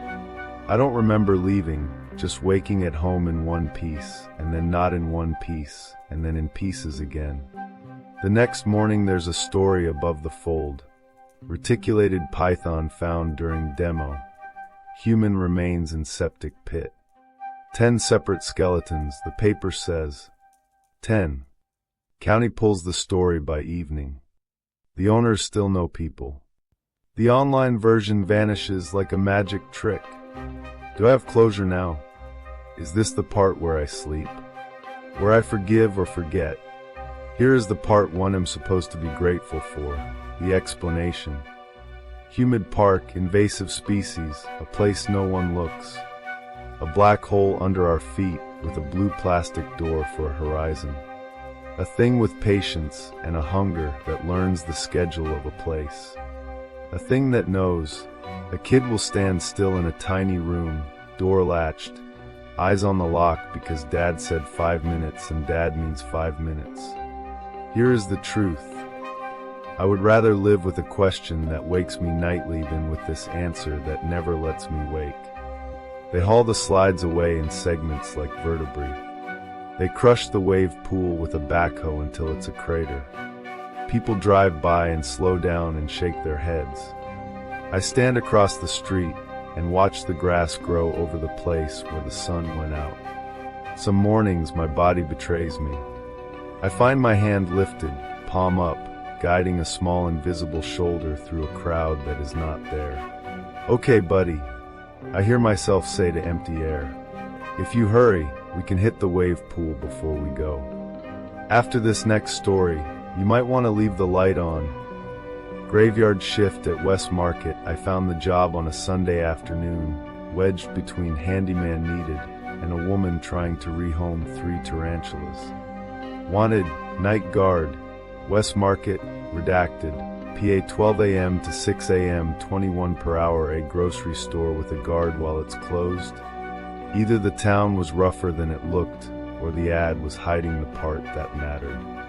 But my savings account had a yawn where a balance should be, so I called. A man named Clive did a 5-minute phone interview, said you start Monday, and hung up. 2 nights later, I pulled into a dead strip mall where the neon had given up and the space for rent banners had fossilized in dust. One lone sedan screeched away as I got out. The driver, a woman in a West Polo, leaned out as if I'd been on her list of worries. You must be Aaron, she said, breathless. Night guard? That's me. Clive left instructions. Register 1. She nodded once, and then left like she'd remembered something she didn't want to. The automatic doors coughed apart for me. Inside was almost insultingly normal. Humming fluorescents, clean aisles, a saxophone noodling something chirpy from the ceiling speakers. I found a folded note on the conveyor at register, one with Aaron written in block pen strokes. I unfolded it. Dear Aaron, welcome to the West family. To make your shift as easy as our fresh-baked apple pie, please follow these rules. Patrol every 30 minutes. The rest of your time, stay in the break room, back of store, and monitor cameras. Do not go down aisle 7.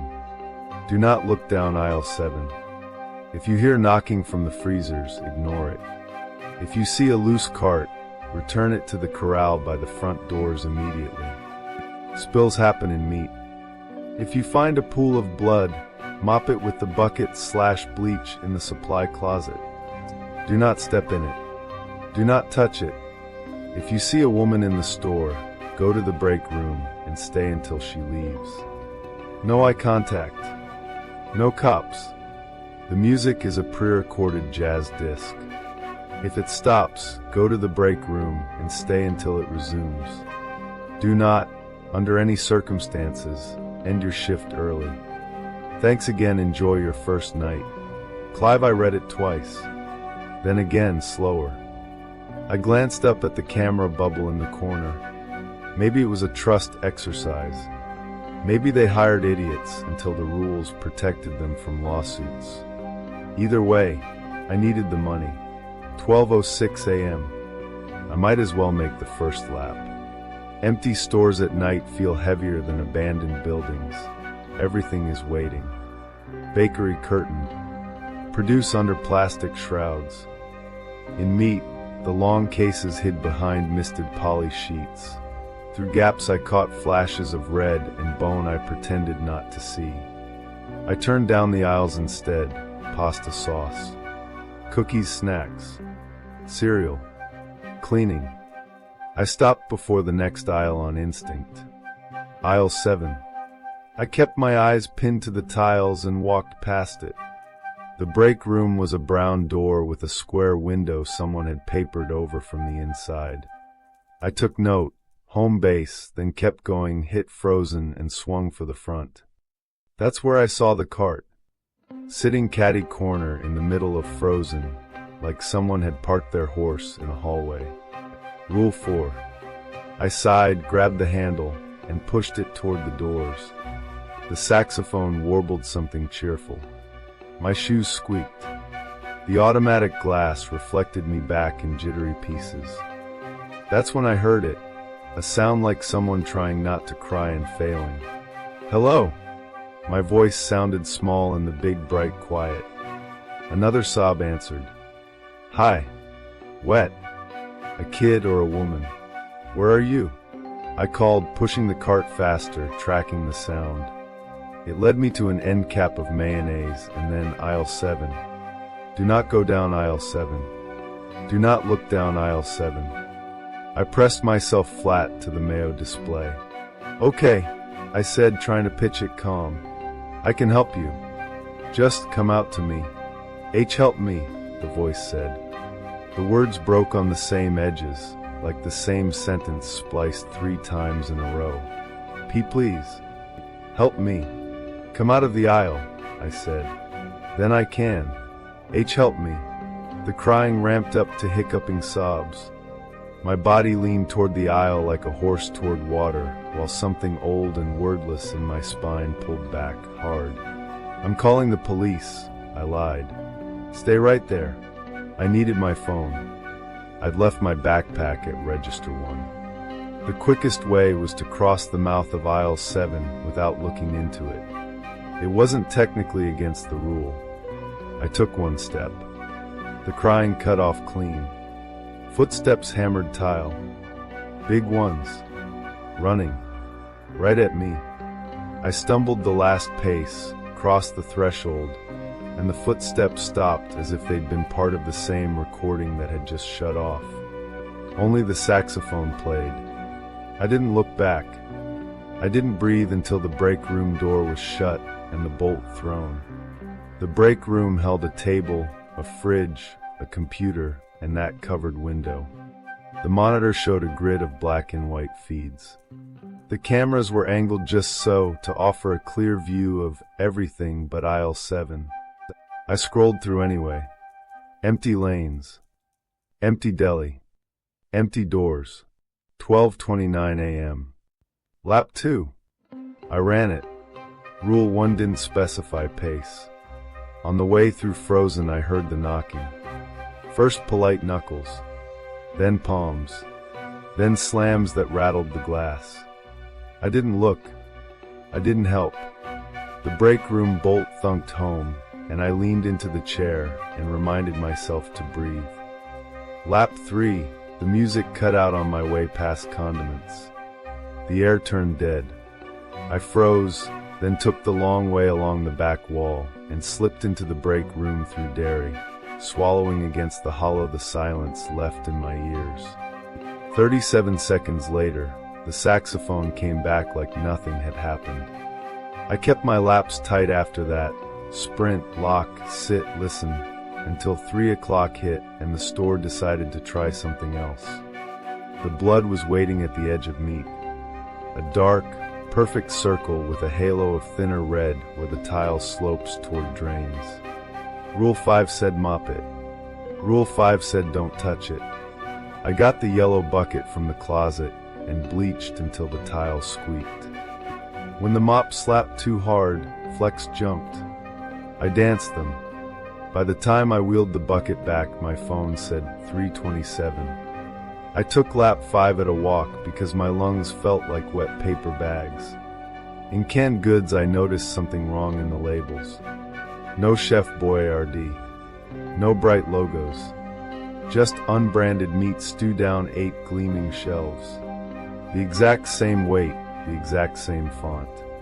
I told myself it was a bulk buy. I kept walking. I saw her in aisle 9. Blue linen dress. Black heels. Black hair to the waist. A hand basket heavy with shrink-wrapped cuts that leaked spot constellations on the tile. She stood very still, faced away. Rule 6 lit up in my head like an exit sign. If you see a woman in the store, go to the break room. Do not make eye contact.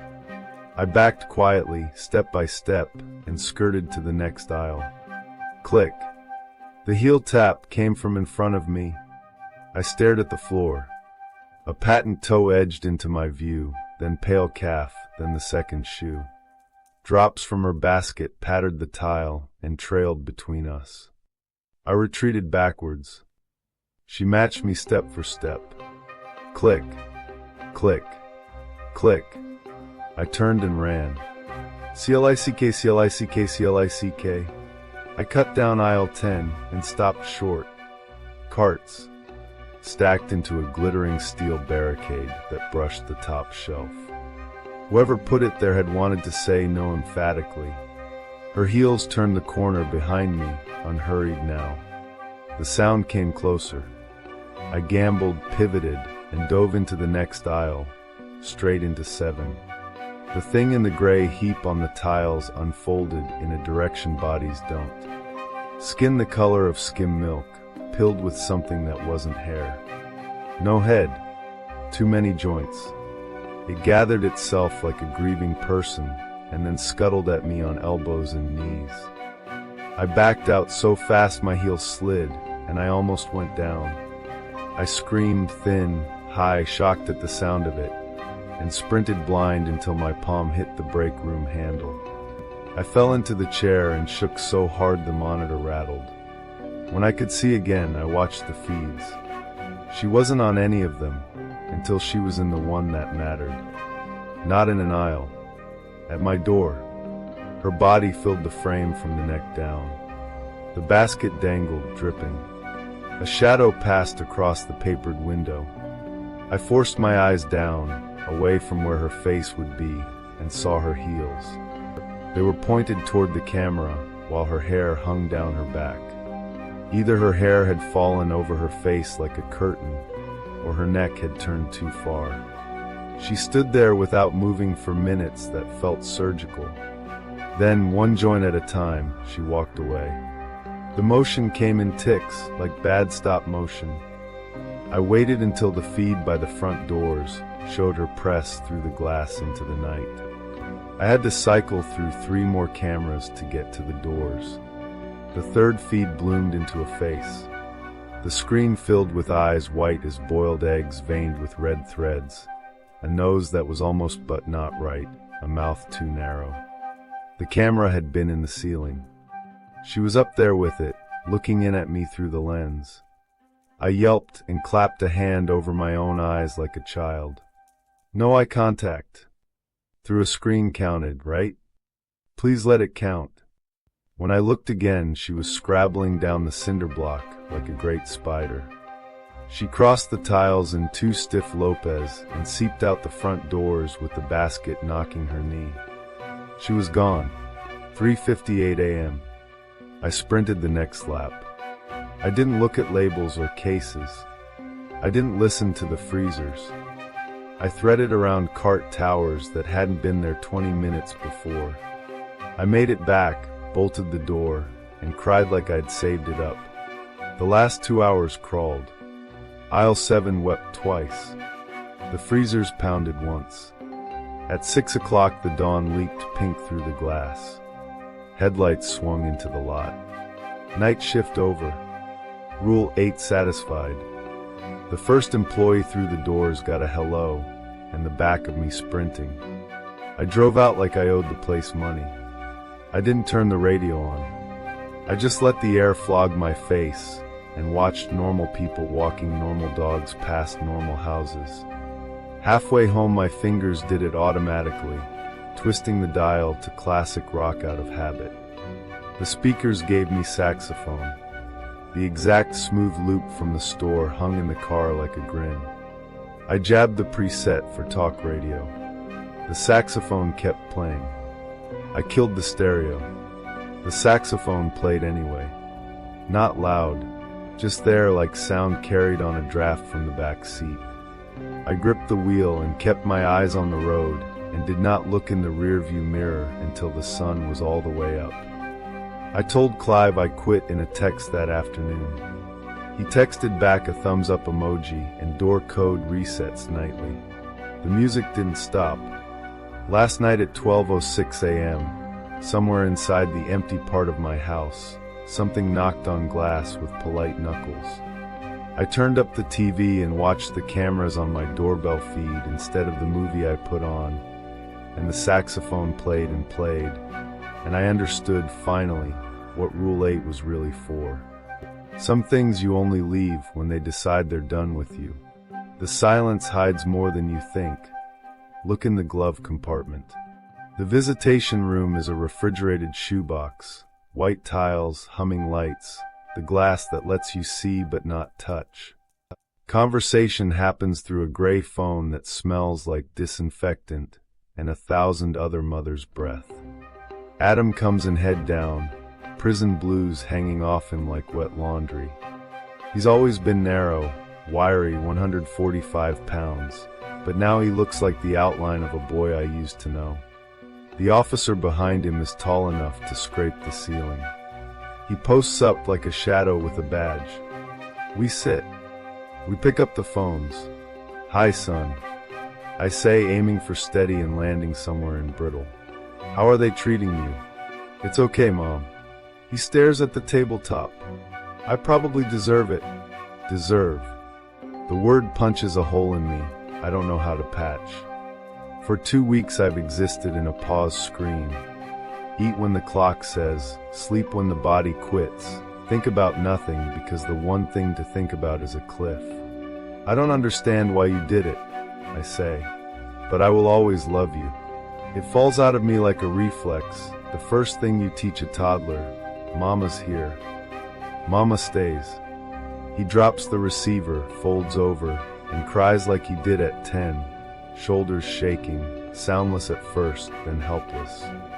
When he lifts his head again, his eyes are red and determined. "Those kids I killed," he says. "They deserved it. They needed to be taken out the way they were." The officer shifts behind him. I watch his hand rise toward Adam's shoulder and have time to think bullying, to brace for it. "If they were bullying you," I start. "They weren't bullying me," he snaps too loud. Heads turn. The officer clamps down. "That's enough, Adam." Adam leans into the phone as the guard hauls him up. "Mom," he whispers, urgent and tiny and 10 again. "Look in the glove compartment." The officer tows him away. The door closes with a sound like a lid. I don't remember the walk to the car. I do remember the black sedan in my rear view from mile 1, and the man inside, clean-shaven, mirror shades, jaw made of geometry. I take 2 unnecessary exits and a loop past a church. He takes them with me. I pull into our neighborhood market. He slides into a space far enough back to deny it, close enough to prove it. Inside, I buy milk I don't need just to have an excuse to stand upright. Someone says my name. It's Jenna. She's paler than grief already made her. Blank, as if sleep has been surgically removed. Her son's name has been in my mouth every night for 2 weeks, a rosary of apology that does nothing. "Hi Claire," she says. "How are you?"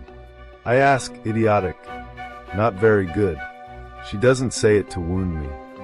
She says it like weather. Then she takes my hand. "This isn't your fault. We both lost our sons that day." She hugs me and I almost fold. No one has touched me since it happened, unless you count the way strangers' eyes burn. When I walk back to the lot, the black sedan is gone. For 5 whole minutes, I believe in luck again.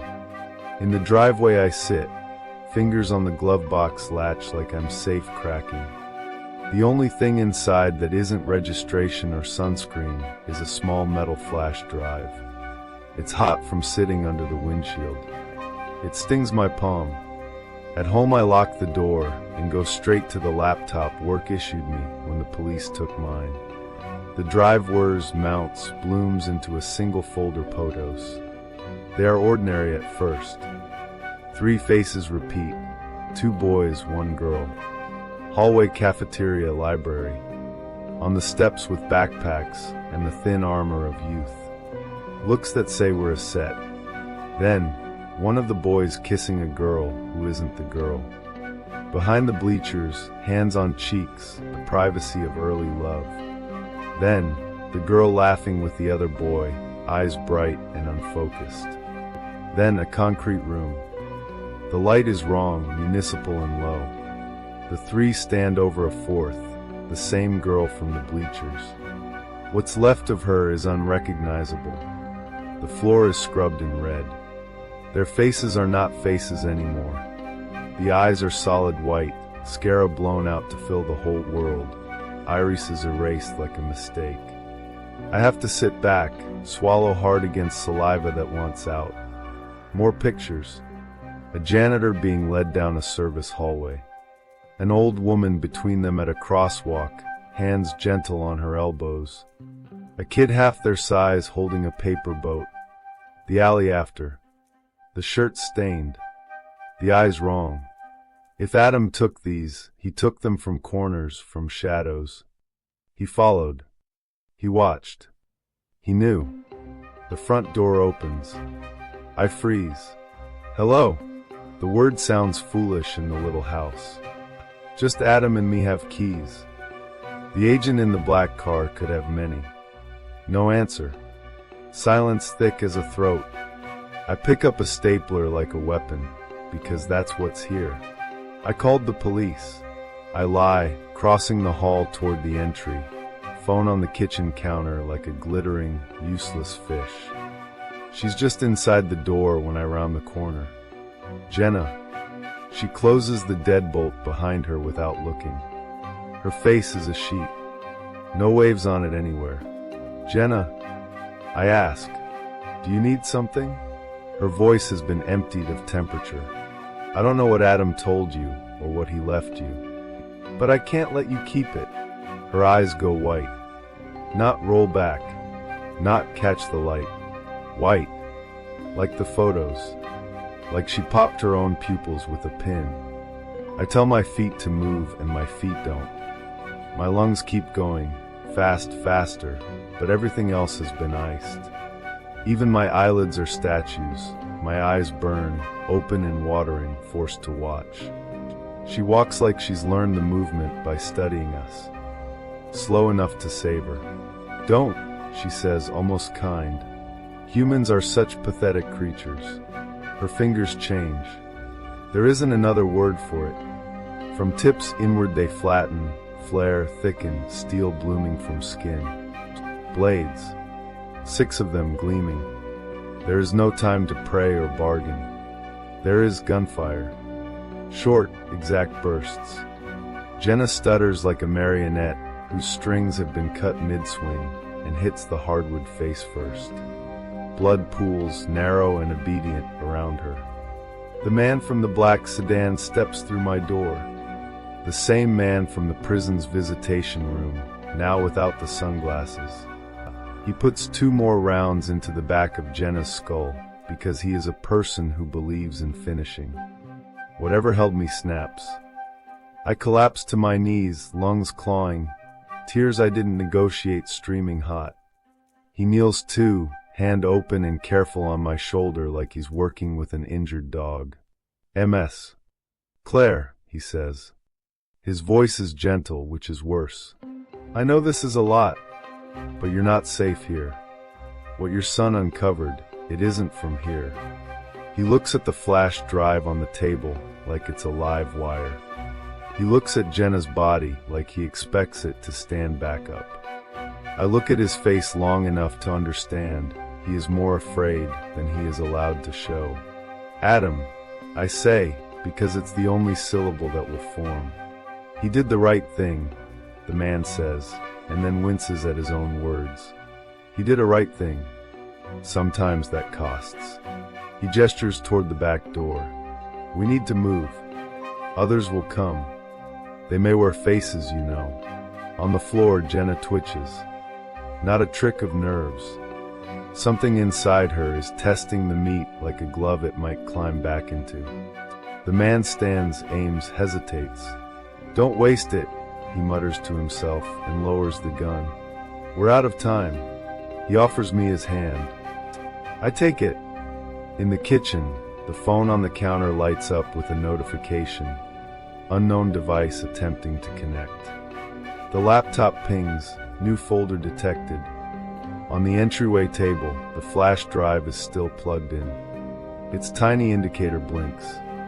Once, twice, then a steady glow. I grab it on the way out. The metal is cold enough to hurt. We leave by the alley. The black sedan idles with the passenger door open, engine ticking like a metronome. He peels us away from the curb in a series of decisions I can't trace. In the mirror, the street looks normal. Porch lights, sprinklers, a kid's bike on its side. But inside the house, under the white of Jenna's eyes, something is practicing us. Who are you? I ask when my breath can carry it. Call me Rick, he says. It's not my name, but it'll do. And them? He doesn't answer for a long time. Finally, they wear us. They learn you from the outside in. They like the sweet ones first. Children. The lonely. Then anyone who notices. The kids, I say. The gunshots replay in my head, overlaid with a library shelf, a concrete room, a bleacher kiss. Jenna's son. They weren't kids anymore. He swallows. I'm sorry. The city slides past. The world remains appallingly ordinary. A jogger. A dog walker. A teen in a hoodie. Rick drives like he never learned how to do anything else. I need to see Adam, I say. Now. You will, he says. But not at the prison. He taps the steering wheel. He was right to hide the drive from us, by the way. Internal leaks. We try to plug holes. They make more. Your boy's pictures bought you minutes. Tonight they bought you a life. He glances at me. He knew you'd look. I'm his mother, I say. Of course I looked. We hit the highway. Behind us, the block where my house is turns into a smear. My phone buzzes in my pocket, unknown caller. I don't answer. It buzzes again. Unknown caller. And again. The car fills with a sound I don't place at first, hollow, mechanical, distant. It's the school bell. I pull the flash drive from my pocket. The light on it blinks in time with the ringing. Rick's jaw tightens. They're signaling, he says. To who? To whatever's wearing the next face, he says, and floors it. I close my hand around the little piece of metal and wonder how many faces I will have to stop loving on sight to keep the one I love alive.